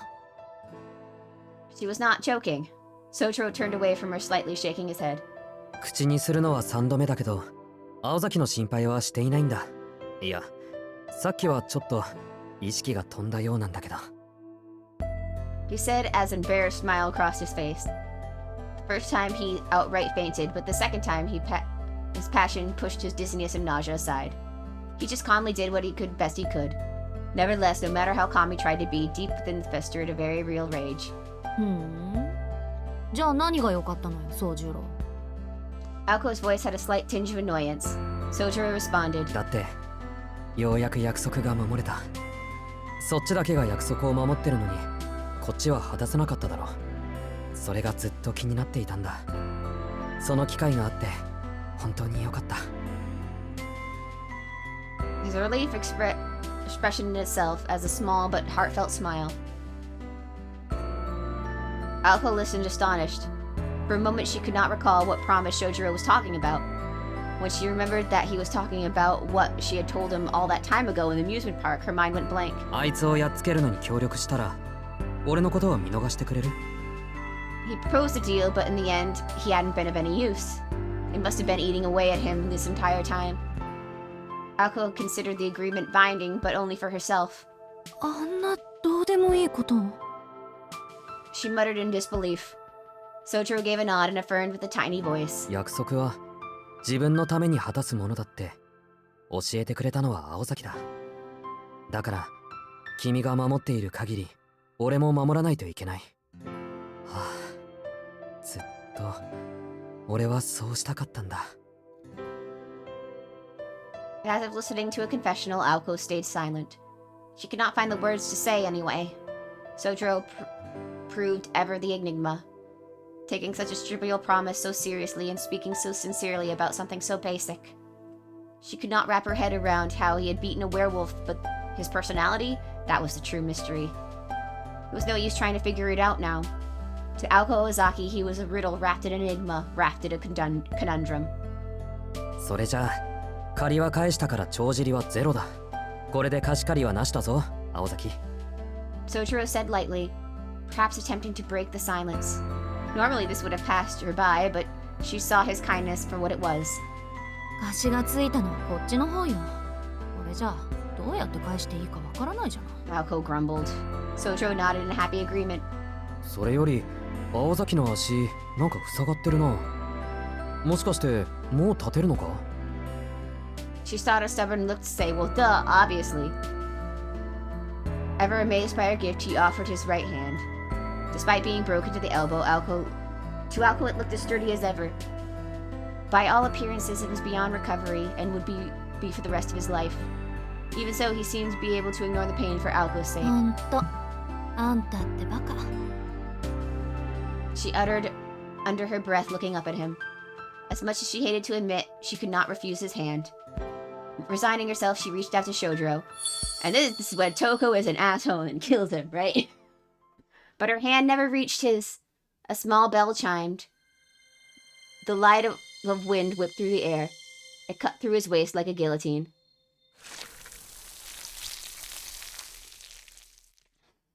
Pieces began to fall. What were those things dropping before her eyes? Alko could not remember who they belonged to. It used to be his name, right? The name of whoever lay in the red snow in front of her. His face now rested on the ground beneath her chin. The smell of viscera assaulted her nostrils. A river of blood flowed from what used to be a stomach. It happened so fast. Too fast for her mind to process the fact.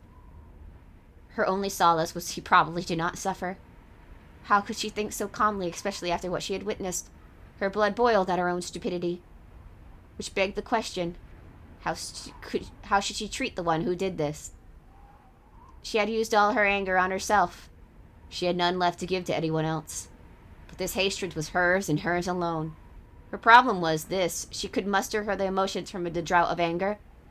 She was not sure, but she thought of hunting them down made her smile, unconsciously in anticipation. Alko turned to the old school building where Toko was standing with her arm out in front of her. She had used the same rune magic as she used against Alko and Alice, except Shojiro had no magic crests. Toko's amber eyes were narrowed, staring intensely at the fallen corpse. As to what she might have been feeling, Alko could not care less. Even if Toko felt regret, Alko would never forgive her for as long as she drew breath. やはり君からこうしておくべきだったな。 Toko was not speaking to Alko but the dead body. There was no response. No clouds of breath. Coming to terms that he was truly dead, Alko pushed herself up to her feet. 案外無様ね。 Facing her sister in the distance, Alko spoke harshly. でも正しい選択だわ。これで勝負はやり直しだもの。 She turned away from Shojiro and stared at Alko. They stood far apart, farther apart than their positions made them seem. Though there was nothing left to say, the two of them exchanged words in respect of the fact that they were once sisters. ああ、魔術刻印という私の切り札はこの通りで、人狼というカードもお前の切り札の前に敗れ去った。だがそちらも刻印を使い切り、彼も今息絶えた。互いに決定打はなくなったわけだ。そうね。私も甘かった。人狼が再起不能になった時点で、あなたが敗北を認めたなんて勝手に思い上がるんだから。本来ならそうなるんだけど、あなたがそんなに諦めがいいのなら、この町に戻ってきはしないものね。本当に甘かった。It was clear to Toko that Alko was trying to suppress her emotions. Alko was right, though. Her sister had counted on Beowulf to succeed. As mages, no matter what cards that Alko and Alice had in their hands, they were helpless against the werewolf. But then Shojiro had shown up, and Toko couldn't win as long as he was around. Unfortunately, he thought he had stopped the werewolf. He had been defenseless against a mage. So she had to kill him. With Shojiro out of the way, no one could hold Beo back. It would take time for him to recover, but as long as his wounds were only mental, that could be overcome. Alice and Alko could try to attack again before he recovered.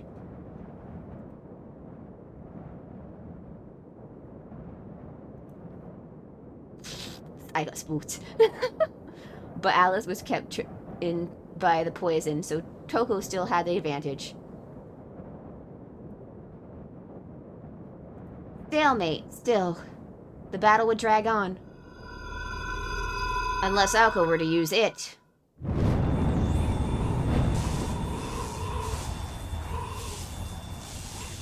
Powdery snow began to whirl around. The air around her wailed. The magecraft that transcended all that was mystical. The gate to miracles beyond human comprehension, ready to show itself. やる気のようね、青子。 Toko released the crest maintaining the fields. With that, her grandfather would be freed and the barriers around Mizaki would be restored. Which was not what Toko wanted, but that was the forfeit or her life. The crests at her disposal were now twice as powerful as her sister's. Alko gazed at this new threat with her eyes half closed. None of this was her concern.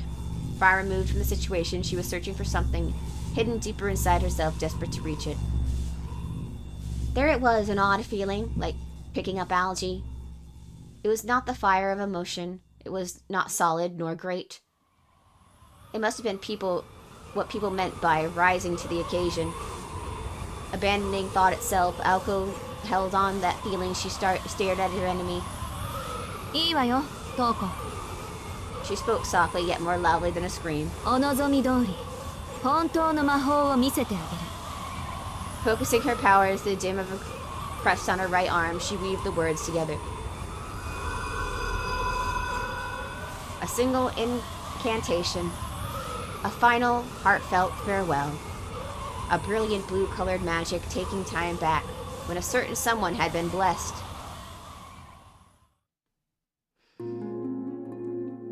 To put it simply, magecraft is human wisdom. It is the world as we know it.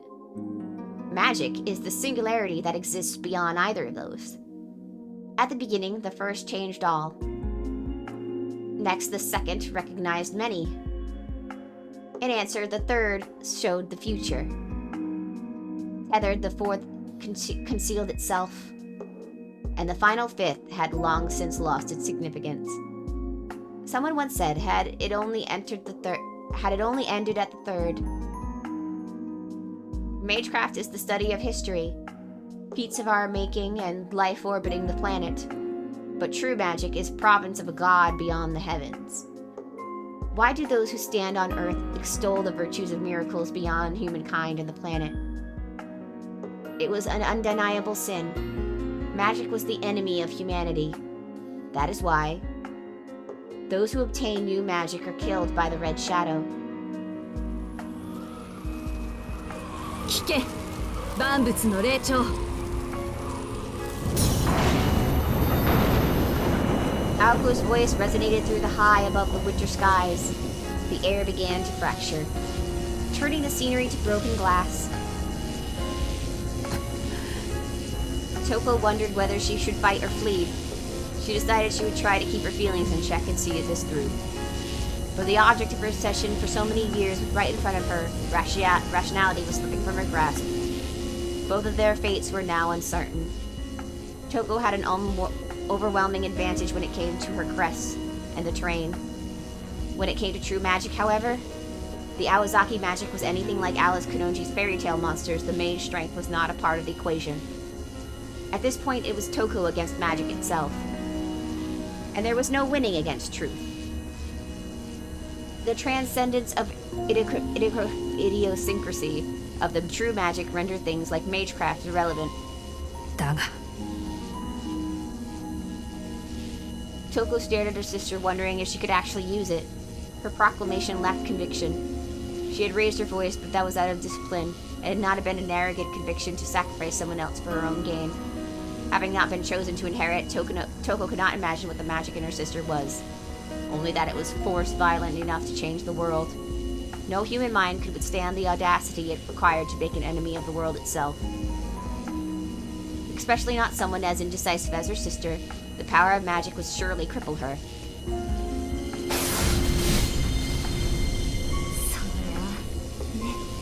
Feeling Toko's eyes on her, Alko doubted herself. She could not help but hesitate. Terror gripped her heart tighter. でも、だからって。 She could not run away forever. Her hesitation and terror meant that she would never forgive herself for stopping now, closing her eyes as she pushed herself into the final stage.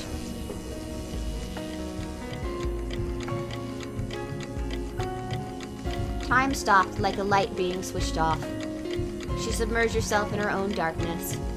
Everything froze, only she moved.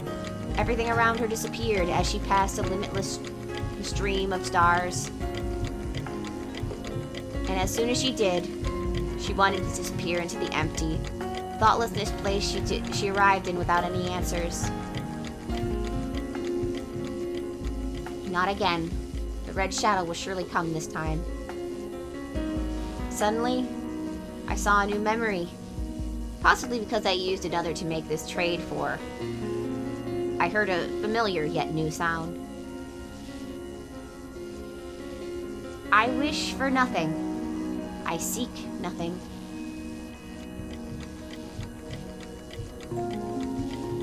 Only to fuse with the consciousness that hurtles backwards in time to zero. This sound, This bitter, sad, meaningless pulls me by my hair. But I have to resist. The red ghost was always going to be my biggest hurdle. I must forget the value of life. I must forget the dignity of death.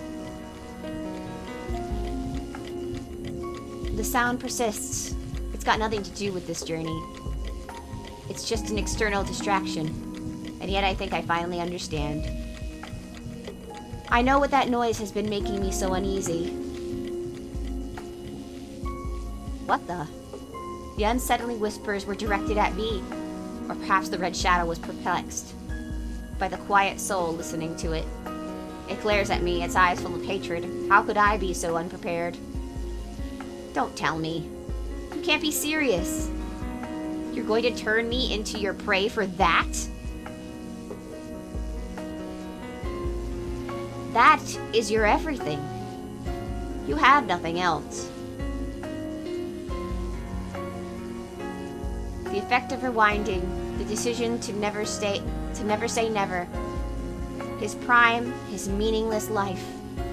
She negated it. She used her superior power to negate the sound, which was an absolute rule to him. Just brushed it aside like it was a cobweb. The sound disappeared, a new one replaced it. I wish for nothing. I want nothing. A pure, obedient heart.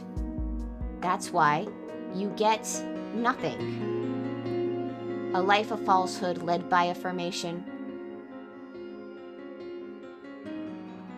This is ridiculous. My legs move towards the future, but they stop. Change of plans. I'm taking a different path. Nothing's changed. It's just something has made me real mad. How can I put it?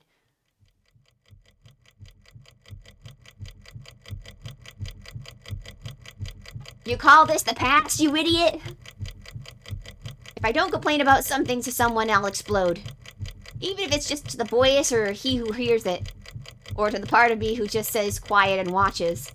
Or the one who did that to him. With no answer, I open my eyes.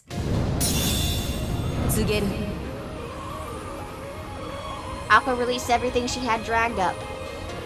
For what was there, or what she saw, she could not remember. All she held on to was the fury that burns in her heart. Pushed by something she did not know, was she opened the door to magic.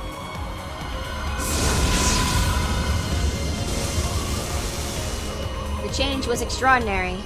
Beneath her, the snow vanished, replaced by a small patch of lush green grass. This ground had never existed under the frozen blanket. It had rewritten to a new landscape. The very elements rejected her, as if the world itself was fighting back. Electricity discharged lashed at her body. This miracle threatened to destroy the world. The world had protected itself, it had moved to expunge her.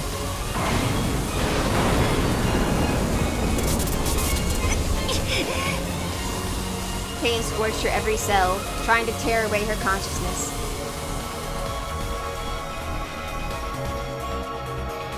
But she did not falter. All this pain and this loneliness was to take her to the root. Ever since inheriting true magic, she had suffered this torture time and time again. She contended against the voiceless protest of the cosmos.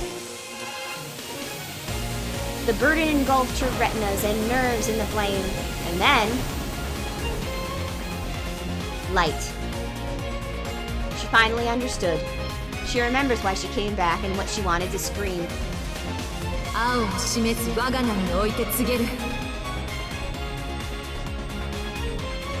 censoring voice told her to stop.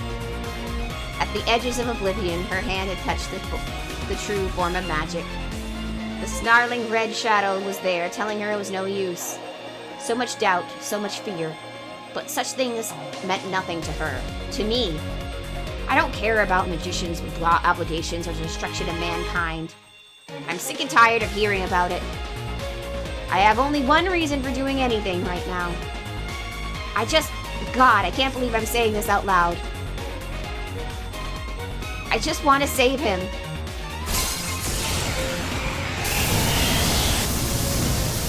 No, same. A blue whirlwind whisked up around her. Casting aside her doubt and sorrow, the magician played her trick upon the world.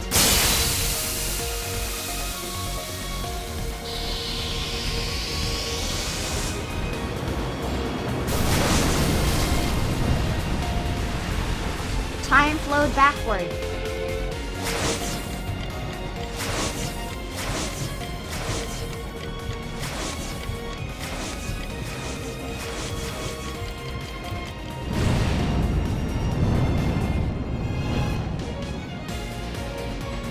Childhood memories were overwritten.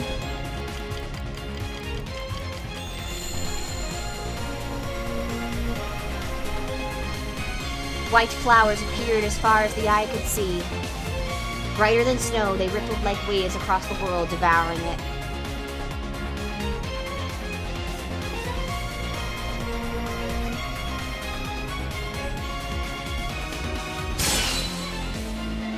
One timeless war. That was declared had come to be. In this time and place alone, the fifth magic made itself known.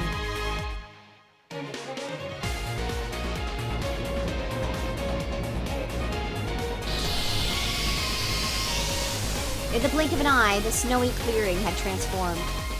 A sea of fully bloomed white flowers blanketed the grounds. Only the dilapidated school building and the bare winter trees signified that this was the original world. The once cold wind now blew with a pleasant warmth across the landscape. Even the night sky was once again teeming with stars. If one reached out, one could almost touch them. It was a mix of comfort and solitude, quiet enough to carry the sound of insects flying through the air. A scene far removed from the impurity of grief of humans. A world with nothing, yet one that needed nothing. It was his most precious memory. The winter tundra had changed into a spring meadow. Alco's so-called true magic confused Toko. Sure, it was pleasing to the eye, but when she wanted to see something less idyllic, Alco's spell was certainly no small feat. The surrounding mana had not changed. Better to be confused, though, than deal with something like Alice Kodonji's flat snark. The only changes seemed to be the flower field and Alco's appearance. She seemed to have received some enhancements to her physical form, but it would never be enough to match Toko. 確かに魔法といえば魔法だが Toko said with a hint of annoyance. あいにくとお互い夢見る年頃ではないんだまさかそれで終わりではないだろ Alco began walking through the sea of flowers. But she was not headed towards Toko.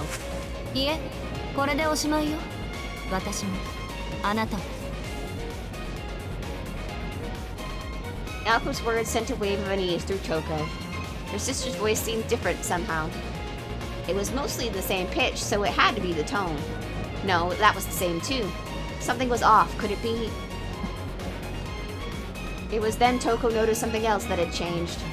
Not just Alco in the clearing, and the severed body lying at Alco's feet, it was now whole.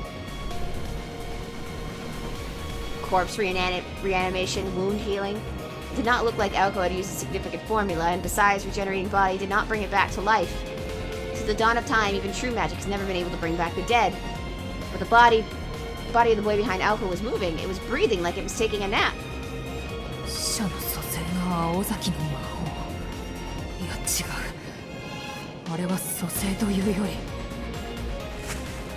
Before she could think of an answer, Toko realized what had seemed to be out of place before her. Alco's mannerisms appeared beyond her years. Her appearance had changed ever so slightly, but beyond there had been a change from within.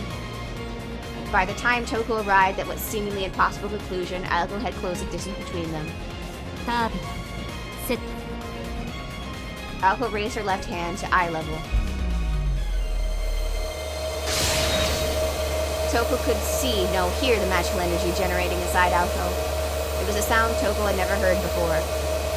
Alco only possessed single-function low-grade circuits, no better than any average third-rate mage, so she generated magical energy at a much lower rate than Toko.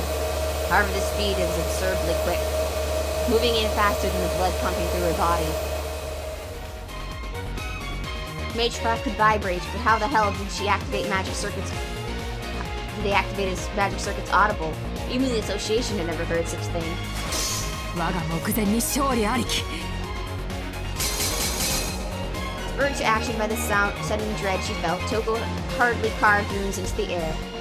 Toko summoned the divine protection of victory, Cheer, to surround herself with a barrier, which was further enhanced by her requests. Paying them no mind, Alco held her arm steady, not moving up to strike her target directly. まだ天下 Alco commanded herself succinctly.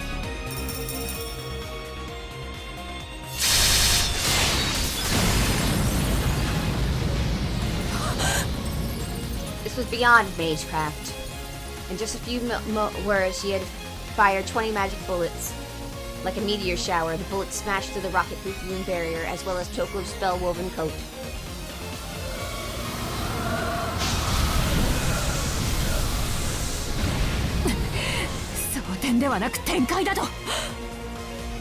The protective runes lining her coat screamed. They would not be able to take another barrage like that. As she had already taken internal injuries. She loathed to admit it, but Alco vastly outclassed Toko in terms of raw power. Even harder to admit that her sister probably had not brought out the big guns yet. 暗殺サウェルイングズ Jumping backward, Toko drew more runic symbols in the air. In response, her crust burned brightly, but 遅い with a single word, Alco nullified the runes, dissolving them before they could be given meaning. The power of Alco's words had surpassed the magical energy of Toko's rune magecraft. With the runes nullified, Alco continued advancing through white flowers. From her calmness to the robust spinning of her magic circuits and her breathing, she was different. A woman with sublime self-control, a trait only found in mages with a lifetime of combat experience. これは時間か Given the evidence, that was the only explanation for Awazaki magic. The Alco magic circuits had not been amplified. That would have been impossible anyway. Like Toko, she would have to externalize them, which would just increase the scope of her magical energies and techniques. By nature, the quality of a mage's magic circuits did not change, but Alco was now clearly a superior mage to Toko. So there was only one logical conclusion. In an instant, she had grown from an amateur to a veteran. She fast-forwarded her own time. The scarred red mage turned her back on her sister and ran. She knew she could not win, so she fled to the old school building. Alco did not fire. Not out of pity, but because she deduced that the attack of this range was risky.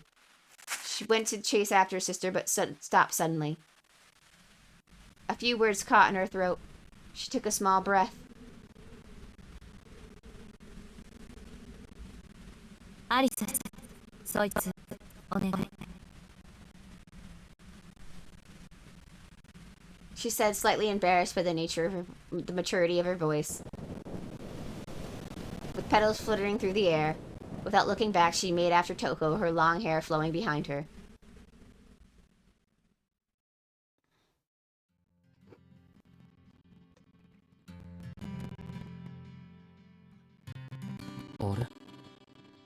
His eyelids snapped open. At last, Sojiro awoke from his long slumber. Laying on his back, he gazed up at the stars. The trees around him created a porthole into space. Despite seeing all this for the first time, he felt an uncomfortable sense of deja vu. So many questions. What happened before he fell asleep? Why had he been sleeping? Everything was just so hazy. It was like he walked out the door one minute and woken up in bed the next. So many thoughts clouding his mind, he could barely recall his own name. All he could remember was a girl he'd never seen before. And something thin around his neck. しずきくん A voice quiet but clear belonged to a girl named Alice Kanonji, who was at his side. そういえば He sat up, mumbling incoherently. The black-clad girl knelt next to him. 花だ He said, paying no mind to Alice. Under the blue moonlight, sprung flowers swayed, surrounded by dead trees and snow. Against the curtain of nightfall, white petals danced around the breeze like butterflies. Staring long and hard at the spectacle, Shojiro suddenly raised his fingers to his neck. He moved carefully like he was touching a wound. Then, gradually, he began squeezing harder and しずき harder. くん、 The voice of the girl beside him brought him back to せ reality. っかく戻れたのにまた行くの？ She sounded both sad and reproachful, but Shojiro did not understand why. Seeing the uncharactered concern in her eyes snapped him to his senses. 行くってどこに？ His fingers fell away from his neck. Without answering, she blankly looked up to the sky, though there was only an infinite sea of space. まあいいや。それより俺は何をしてたんだろう。なんか変だ。ごちゃごちゃしてる。Sojiro tilted his head in confusion. Alice observed him motionlessly. The bewildered ward was a far cry from the one that made short work of a werewolf. Then again, this was Sojiro. She stared at him, and she realized she did not have an answer he could understand. So she tried asking a question. The same question she had asked him repeatedly as she slept, but eventually gave up, expecting a response too. 今までしずきくんは何をしていたの？ Her quiet question was spoken like an enthralling spell of magecraft. Said spell seemed to work, and Shojiro sank into a sea of memories. Atop a bright white hill, they quietly sat for a while like siblings. 誰かの声が聞こえた気がする。何かを聞いているようだった。けど、自分は最後まで一言も返せなかった。Though consumed by darkness of death, he could still vaguely recall the girl's question. He was not aware that he had died, but it seemed a fragment of time remained where he had been with her. Sojiro's expression darkened, filled with regret. Looking back at his profile, Alice pressed him further. それで欲しいものは見つかった？ Remembering that someone had asked him the questions, he gave a slight nod. ああ、そうだった。けれどね、アリス。そんなものは見つからないって思っていたんだ。うん。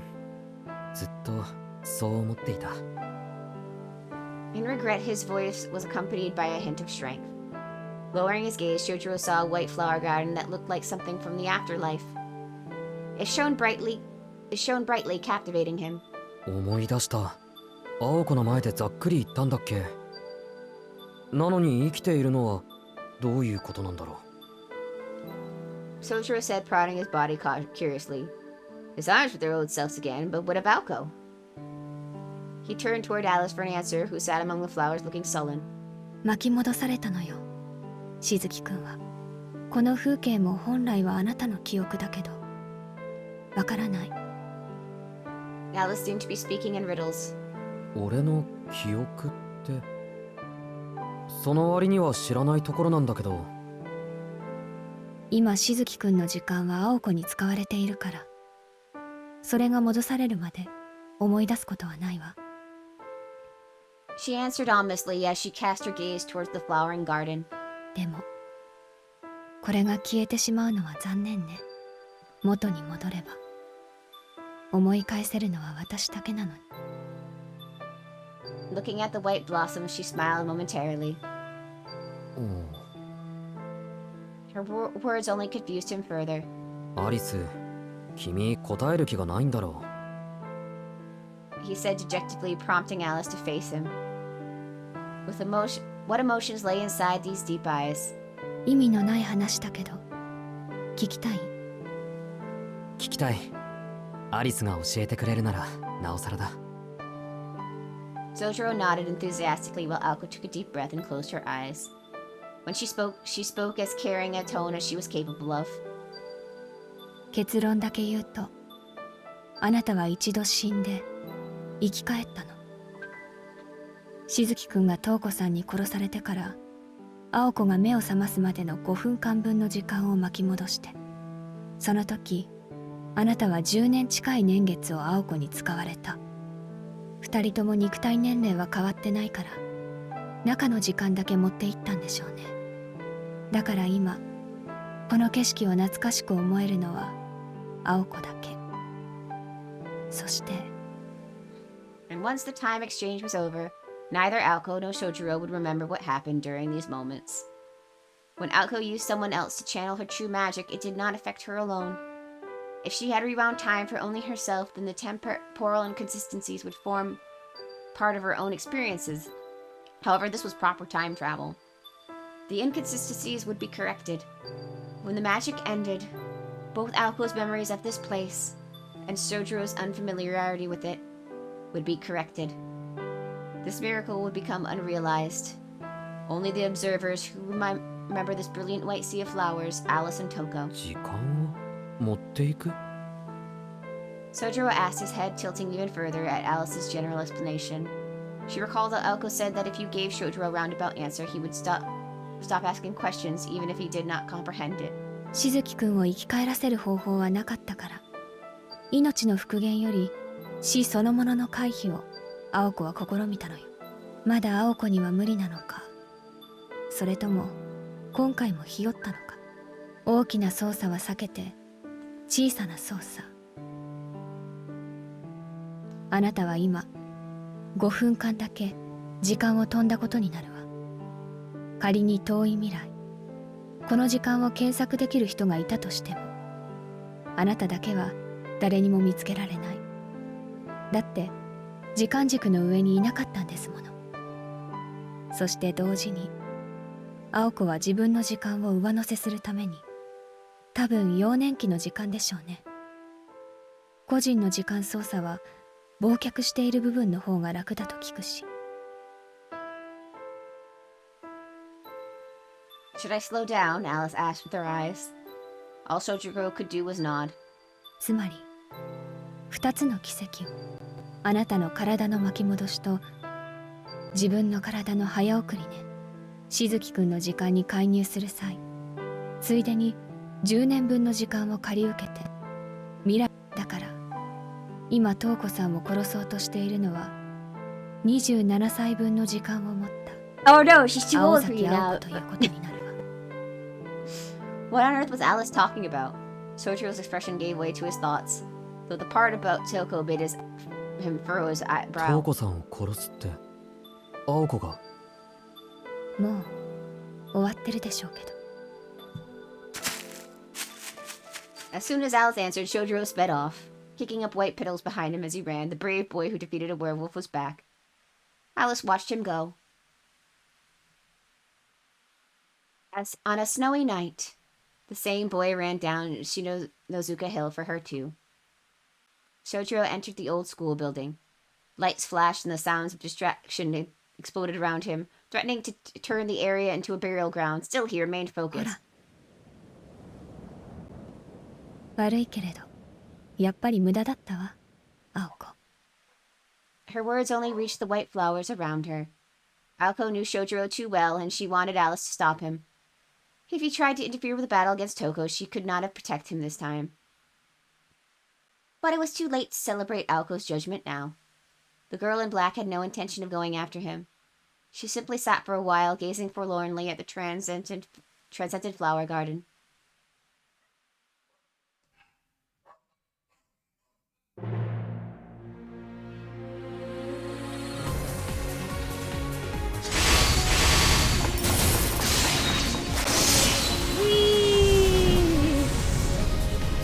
A storm of magic bullets struck down the hall of lightning blades.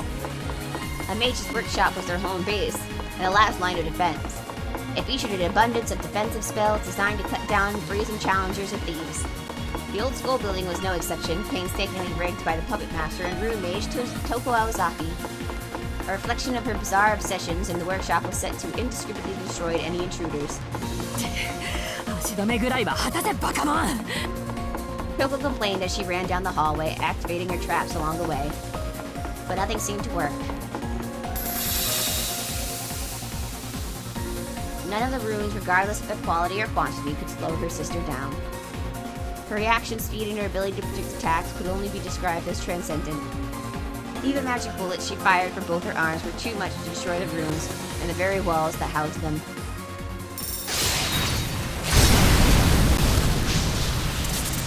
それで一人前のつもりか、単細胞め。熟成したところで壊すことしかできないとは呆れたな。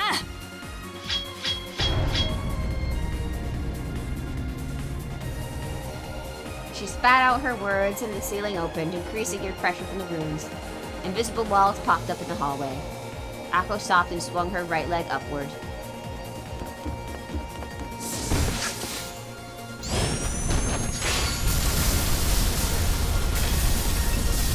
Straight toward the ceiling. Her foot cut through the thick air like a knife through butter, shattering the ceiling and runes along with it.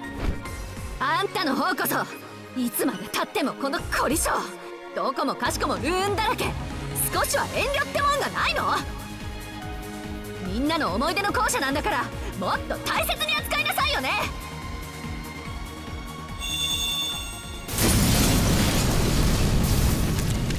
Wooden boards along the hallway that had withstood decades of wind and snow were now destroyed. Alko charged forward.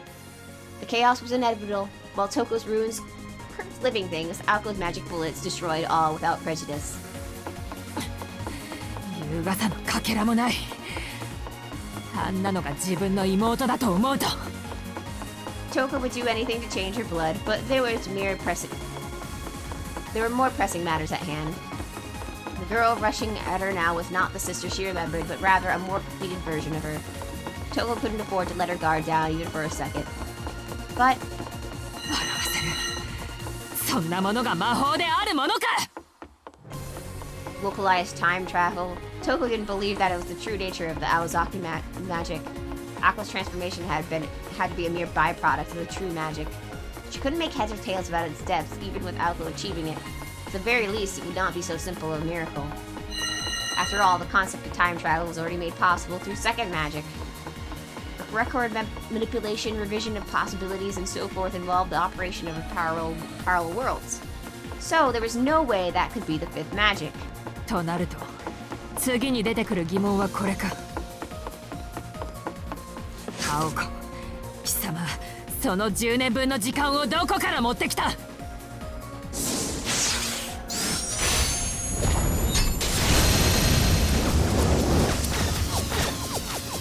のボンクラからよ。悪い。後で返すんだから、あんたに非難される覚えはありませんけど。That makes sense. There was a bit biased, but the amount of time on this axis had not been changed. But では、あの5分間はどうする？まさか私を始末した後、彼を元の状態に戻すのか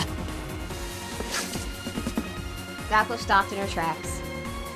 Toko had aimed at Aoko's glaring oversight. Awazaki magic and Aoko's humanity were inconsistent. そうだ。時間操作では死者の蘇生は許されない。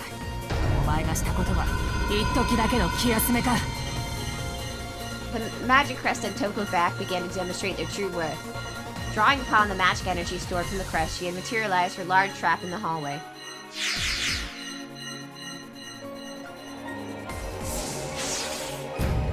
あるいはより罪深い暴虐ということだ。These runes, three rune stones appeared. Their scale and level of magic energy were widely different from the other runes. Created by Toko herself at the Mages Association, they were replicas of the lost primordial runes created by the Nordic giant.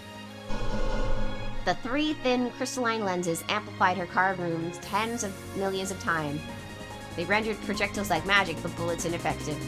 Even if Aoko's magical output far exceeded Toko's, these giant slabs were several times more powerful still. Ako's signature maincraft only released natural energy, so she had no way of defending or evade the attack.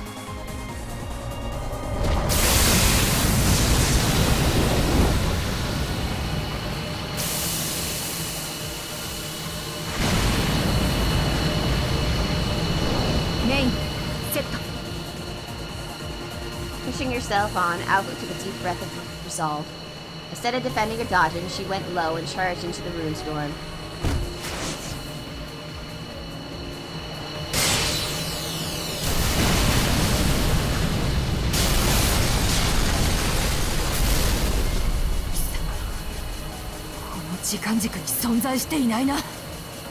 Infuriated by the realization, Toko set her magic crest to full power. Though repeatedly second-long bursts of time travel, Aoko was able to avoid the runes completely. She was either sending the attack impact to a different time, or layering several thousands of herself on top of one another. Whatever, no way she could keep up with that kind of magical energy output.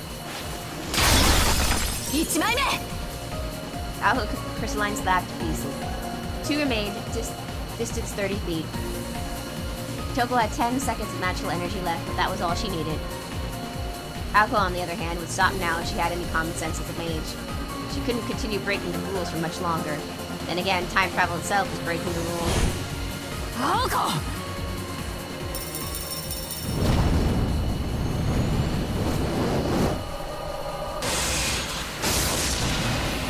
Once again, Alco used the same technique. Toko's suspicion turned into a white-hot hatred. She couldn't care less about her time travel formula. It was the amount of magical energy she had. Where was she pulling the energy necessary to jump through time for so long? It was the death of Sojiro Suzuki. If she had brought him back 5 minutes to when he was still alive, where would those 5 minutes go? Ako's magic wasn't using parallel worlds to change this one. She had only rewound Shojiro's 5 minutes. Then logically, he'd be returned to a corpse as soon as the magic ended. Time travel didn't change the world that couldn't change the past. Therefore, if she wanted to save him, she either had to truly resurrect him, or send those 5 minutes of reality somewhere far away without returning them. Alco showed no sign of slowing. From beneath her crystalline barrier, Toko glared at Alco with disdain. 答えろ、アオコ！貴様、彼の時間をどこにやった？そこにあった熱量の帳尻をどうやって合わせている？そんなの知るか！あいつの時間なら遥かな未来に置いてきたわよ。 We must blame Alco for the heat death of the universe. Oh no. 15 feet to go, faced with such madness, Toko wanted to cover her eyes. She put the debt of the pressure in the distant future. A time paradox would have been more inhumane. Such an enormous haphazard consumption of heat could not be allowed. After all, time travel alone required a massive amount of energy. Magical energy was required to bring those things from somewhere else. At the same time, losing something that existed here consumed an incredible amount of energy. And what about the magical energy used for cooling? If either fell out of equilibrium, that would mean total chaos. The distortion caused by her magic energy would affect the entire sector of space. バカ、ここに極まったな。何千億年後に来る宇宙の死滅、人類の行く末に待つデッドエンドにさらなる負債を押し付ける気か。この星の頭上に隕石を作っているようなものだぞ。というか、お前の重みでこの星を押しつぶす気か。The last comment made Alco's eyes widen. Her very step exerted such force that the floor beneath her feet. その時はその時で、今度は負債を過去に送ってやるわよ。それなら文句ないんでしょ。歪みに潰されるのは過去だけなんだから。それで解決したつもりか。現在が確定している以上、過去を消滅させてもいいと。それでいいのは私たちだけだ。問題の総量、宇宙の負債はどうする？ Exactly. Even if the universe were closed and the present were still expanding, the absurd increase of the heat consumption would become uncontrollable. That which waits for the end of infinite expansion, infinite consumption, and infinite growth is a future without hope. They're nothing before the creation. Eventually the universe would burn up. 青崎の魔法はその結末をより確かなものにするだけだ。その責任をお前は。言われなくても分かってる。責任なんて私が生きてる間に何とかするわよ。5 feet to go. The rune blast, now carrying all of Toko's hatred, focused into a scorching hot laser beam. Her body being torn by the intense heat and her motions racing, Alco drove her foot into the ground. 責任を取ると言ったな。ではその具体案は？そんなのこれから考えるに決まってるでしょ。お前は最悪だ。Whee! Algo did it. Togo's last defense was shattered. Close enough to contact, the two mages unleashed their magecraft. Red runes, blue ether, and the cascade of magic bullets. Toko Aozaki's crest were torn to pieces, and so was Toko herself.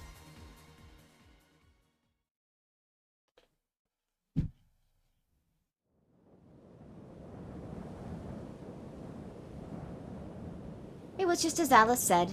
By the time Sojo arrived, it was already over.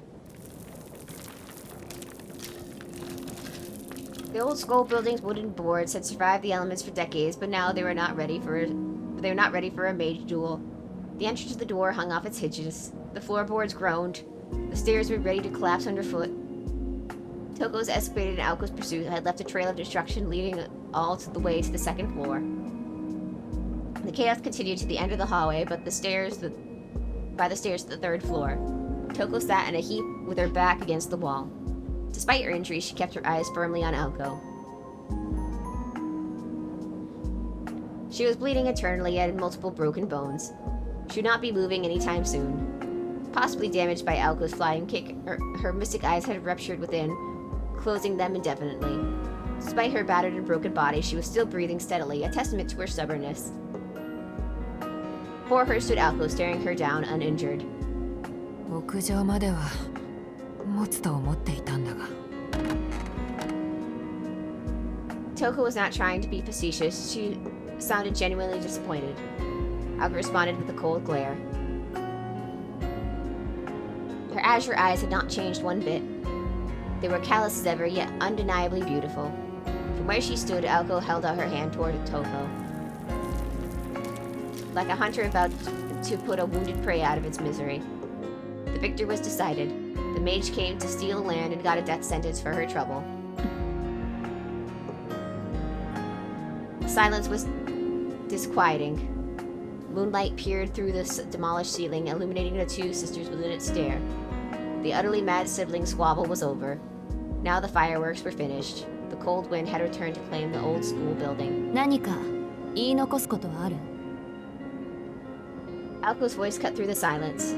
Toko thought for a moment, before lightly patting her coat pocket. Nothing, she frowned. 最後に一服と思ったが、あいにくお前を待っている間に吸い切ってしまってね。日本のタバコはうますぎていけない。Aoko gave a small nod. なかなか常人には真似できない遺言だったわ。待て待て。いくら私でも遺言まで謎かけをする気はないよ。お望み通り、敗者は敗者らしく当倍を。Toko's voice was laden with sarcasm, but not hostility or hatred. Perhaps her vendetta was not directed at Aoko herself, but rather a product of two sisters born into a mage family. 青崎の魔法が時間旅行に端を発するものとは思わなかった。まだ事情がありそうだが、当事者ではない私には何ともね。凡夫にはわからない悩みだ。せいぜい大事に付き合っていけばいいさ。しかし10年経ってもそれでは先が思いやられる。アリスは何をしていたんだか。アリスにしてはよく付き合ってくれた方よ。魔術師としてはいつまでも半人前っていうのが彼女の結論。けどまあそうね、あの狼とならいい勝負をしたんじゃない？あれはダメだ。敗北を知ってしまった。半人前に値で勝っていようが魔法の前には得意性を見失うだろう。ところで青子、お前の魔法とやらは手段か、それとも結果か。Toko wanted to know if what came before or if it came after. Did Aoko need magic to get to where she needed to go? Or did she obtain magic as a result of reaching that place? あとよ、私は扉の前で尻尾を巻いたからジジイの思惑なんて知らないけど。第一魔法と同じ経緯か。ますます業が深い。第2から第4はその場所へ到達するために生み出されたものと聞く。同族嫌悪は世の常だ。いずれ第一と食い合わなければいいのだがね。しかし扉解きたく。魔法の継承とはパスの継承のようだな。北欧かぶれのあなたにとってはね。私にとっては赤社の門と言えるものよ。 Blame Akashka. 最 Thanks, 初からそれ Akashka. を狙っていたんでしょ、あなたは。 Thanks, Akasha. Toko used every ounce of strength she could to find a nod. 望めば手に入るというのに何台も待つのは嫌だったんだ。ソフトはそれで決別したようなものだったよ。青崎に対する復讐心はそれには優先されなかった。まあ全ては終わったことだ。もう最後に根源に触れた感想が聞きたいな。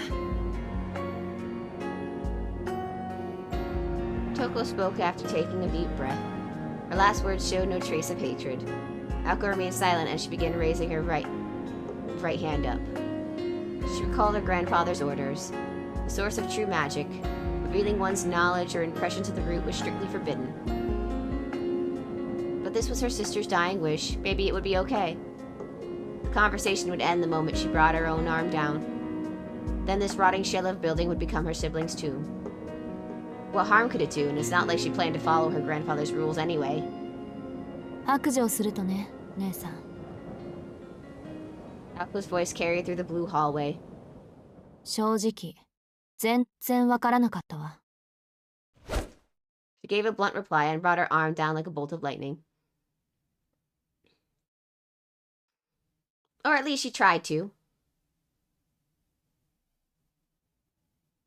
Her arm wouldn't listen to her. It wouldn't budge. 何のつもり？ Cursing Alice, Alko spat her question with venom. Shojiro materialized from behind, taking hold of her raised arm. Though unable to express it, Toko was shocked to see him too. で、話して。 Without looking at him or even at a restrained hand, Alko spoke sternly at her and her eyes forward. Come to think of it, at the amusement park he appeared out of nowhere to protect her from that puppet. 聞こえなかった。二度はないわよ。 She was not bluffing. If he interfered, he would be given no mercy. I've decided to let you live. It would go against that promise, but he should know better. Even so, he maintained his grip on her arm. いい加減に。 Alko turned around. The word toll caught in her breath. She immediately regretted looking at him. She saw herself in this expression. Mournful sadness, judgmental anger. His conflicting emotions spoke to her of her own internal struggle. Voicelessly, quietly, without volition. Rustic gray eyes, questioning a deep sin. 言いたいことがあるならはっきり口にしなさい。それができないなら消えて。 Sojiro gently released Alko's arm as she maintained her resolve. They locked eyes, neither friend nor foe. Their bitterness clashed without words. And then suddenly, 人殺しはいけないことだ。 Sojiro stated that as a matter-of-fact way with which Alko had become all too familiar. His words were empty, trite even, and yet given her current state, they reached her. Although she would soon forget the fragments of Sojiro's memories, they made her painfully aware of how he felt. Still, she could not agree with him. It would come back to bite her if she let Toko go now. Her sister would come for her again. She already made 2 attempts on her life. Ako did not have it in her to forgive her sister for what she had done. Above all, it's just as Toko said, if Alko did not change, she would be a novice forever. She had not even won her first mage battle yet, and she knew putting down a blood relative would require even more conviction. Nevertheless, his words echoed over and over in her heart. Murder is wrong. Such a childless phrase, but the earnestness at which he had said it, it was enough to make her sick. Persisting, Alko glowered at Shojiro. だから殺されたくせにその相手までかばうっていうのあんたは。元気になったら懲りずにやってくる殺人鬼が相手でも見逃してやれっていうの。まさかそこまで言ったら聖者だ。 But he would probably still let her go. He did not think that Toko would change. He also did not care if her to realize her actions based on her life. He was simply thankful that this person before him was still alive. It seemed pretty damn saintly to me. That was what had made Alco so angry. His overwhelming innocence and self-righteousness enraged her, like the Hall of Mirrors was happening all over again. The only difference was now she knew why he was acting like this. It was because she had taken a part of him. He took a step forward, passing by her, saying words he knew he should not. 仕返しなら殺された人間がやるのが筋だろう。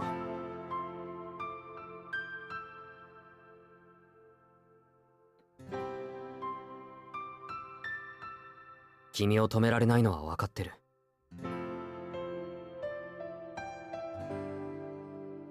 だから青崎がやるぐらいなら俺がやる。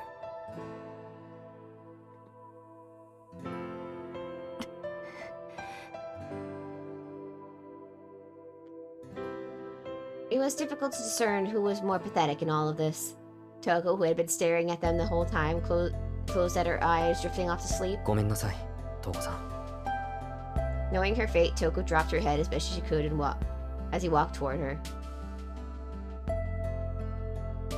そうだな。君にはそれもいいかもしれない。今は特殊な状況だから、冷めた後に君がどれほど悔やむことになるか想像もできない。ただ、それで君の停滞は終わるだろう。晴れてみそぎ落としというわけだ。気に食わないのは、それを決意させたのが私ではなかったということぐらいか。She knew that Shojiro could not understand. Her words hanging in the air, she closed her lips tightly, then weakly stuck out her slender neck. Shojiro took another step forward.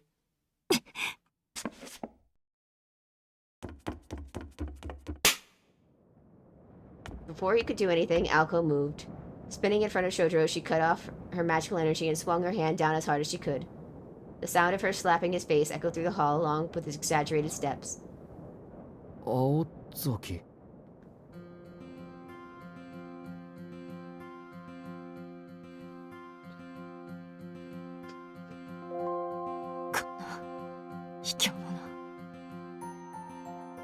Tears of anger welled in her eyes. Alco turned her back to Shojiro, sulking as though she would kill him as soon as she looked at him again. 他人の記憶を取り込んだ代償か。引きずられたな、青子。そうよ。自分の意志を人に曲げられるのがこんなに悔しいなんて。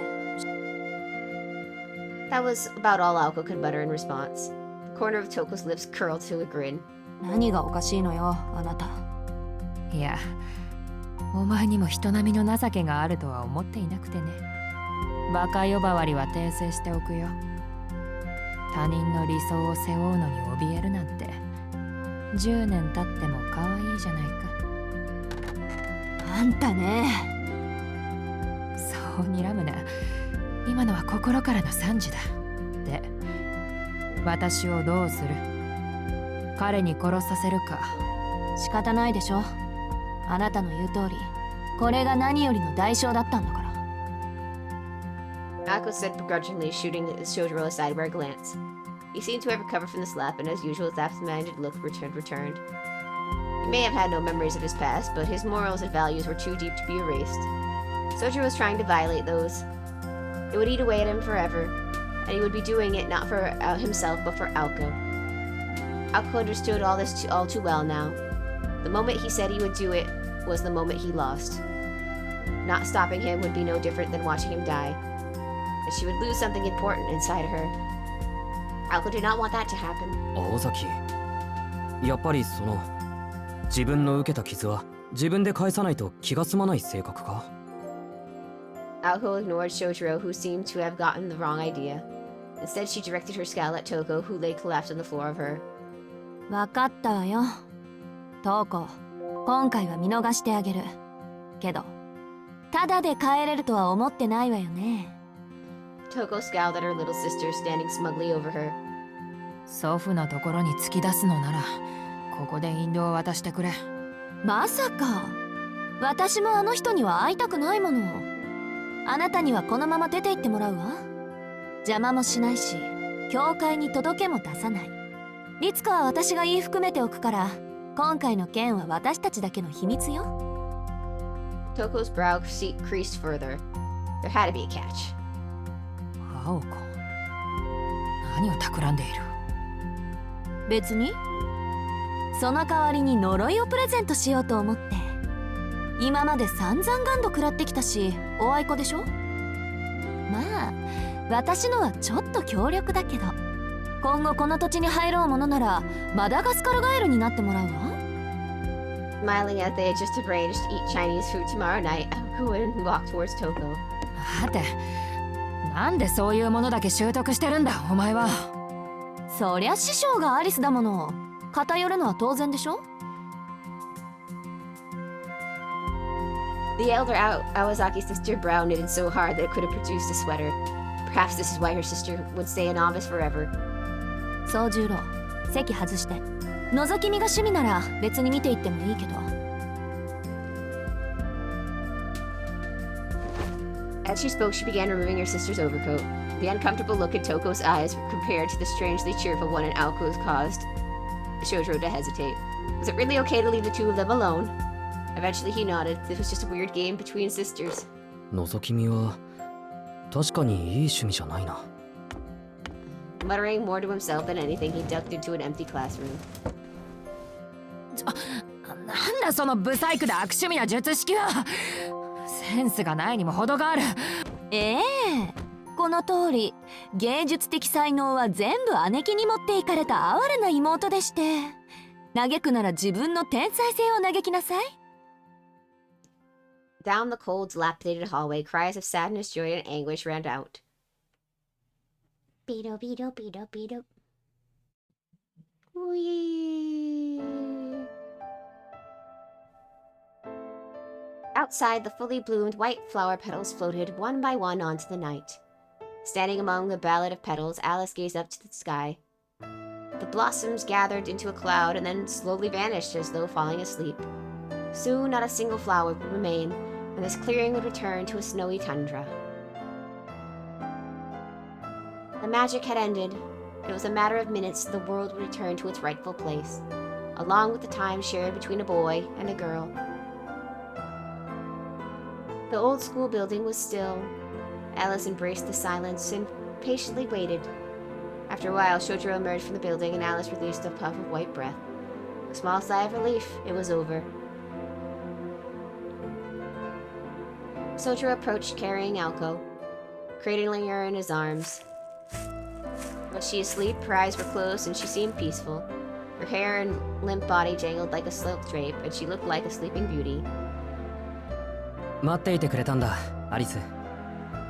He said, holding Aoko with little effort. Alice nodded. 瞳子さんはどうなったの？いや、よくわからないけど、瞳子さんは帰ったよ。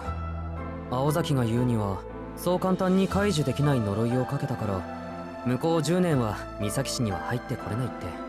その後、瞳子さんが尻尾を巻くのを仁王立ちで見届けて、見えなくなったらそのまま倒れたんだ。Alice's response was brief, and she was wondering if things were really so simple. She seemed more concerned about Toko than Aoko, which made Shojiro concerned about Alice and Aoko's relationship more than anything.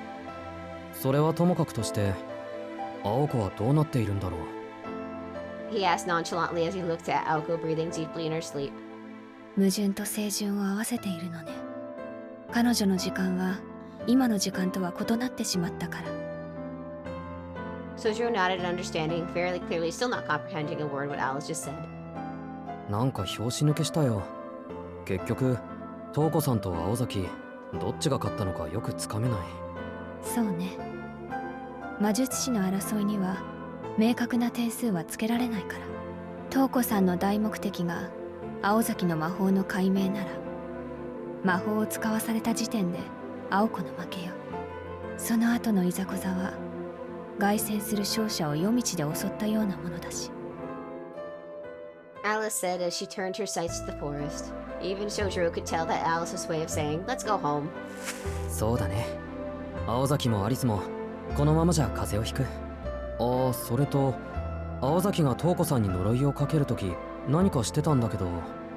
Shojiro trailed off, hoping Alice would tell him what it was, but a stony, somewhat affected glaze was her response. 見たの？しずきくん。いや、青崎が出てけって。そう。それで青子はどんな呪いをかけたの？カエルがどうとか。Sojo's explanation made Alice's expression turn darker. Alka was still a long way from learning any sort of polymorph spells. そう。 Her thoughts prevented her from finishing that sentence. In actuality, it was perfectly within Alko's abilities considering where she was in time at that moment. As Alko had said, Toko would not be able to dispel the curse for 10 years. And the Alko of this time had not the ability to use such a curse, which meant that Toko did not have anyone to rebound the curse to. No matter how much she reached dispelling powerful curses, she could not do it with the Alko of this timeline. 青子が瞳子さんにつけたのは切り傷ぐらいだから、しずきくんが心配するようなことはないわ。青子にしては随分と生ぬるい処置だけど。 After her slightly unsettling remark, Alice quietly began to walk. Sojo followed her, Alko in his arms. Together they left the clearing and moved into the forest. And as they did, Shojiro abruptly froze. しずきくん、 He looked back towards the old school building's field with a strange expression.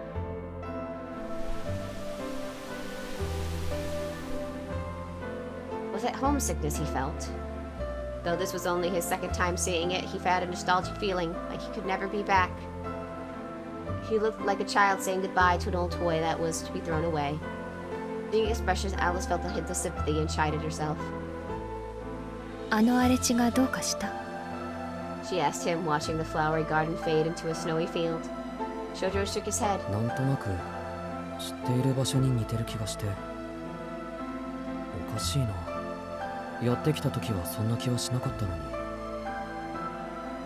He stood staring at the tundra for what seemed like an eternity, reluctant to leave. If she left him there, he would still be gazing at it by morning, probably even longer. But there was no point in doing that. In the end, Alice was the only one who would remember the beautiful scenery he yearned for. ここはその場所にそんなに似てる？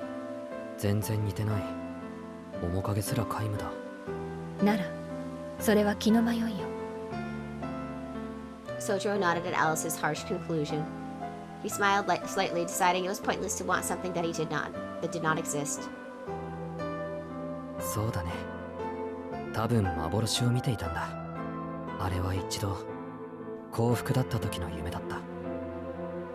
Severing the ties that bound him, Shojiro turned his back away from the snowy clearing, away from the unfamiliar yet familiar place which he had known happiness.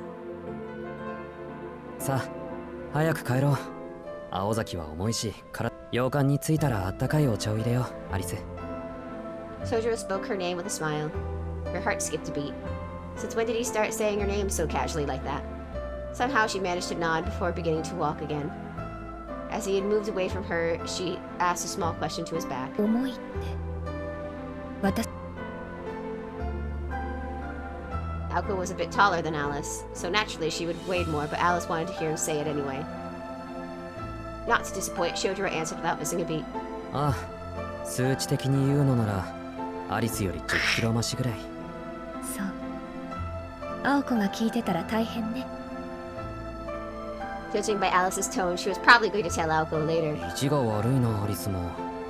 それに、さっきのは本人の名誉のために死者誤入してたんだぞ、一応。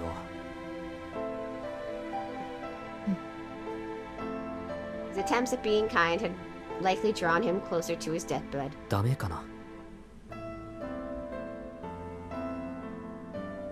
He asked nervously. Alice could not help but crack a smile at his innocence. However, she was not used to smiling in front of others, so she turned away and walked toward the woods. From Shojiro's perspective, she was storming off in a mood. なんだ、友達の悪口で怒るなんて。やっぱり仲はいいんじゃないか、青崎。Shojiro rushed to catch up with Alice, gently carrying Alko along the way. Though the prince lacked the courage to kiss the sleeping princess, he at least saved her and was bringing her back to her castle. Despite what he had been through, he did not look like your typical hero. Still, in this story at least, he most certainly was. That's the end of this chapter. Oh, that was intense, huh? Thank you all so much for joining us on this episode of Cherry Chinks.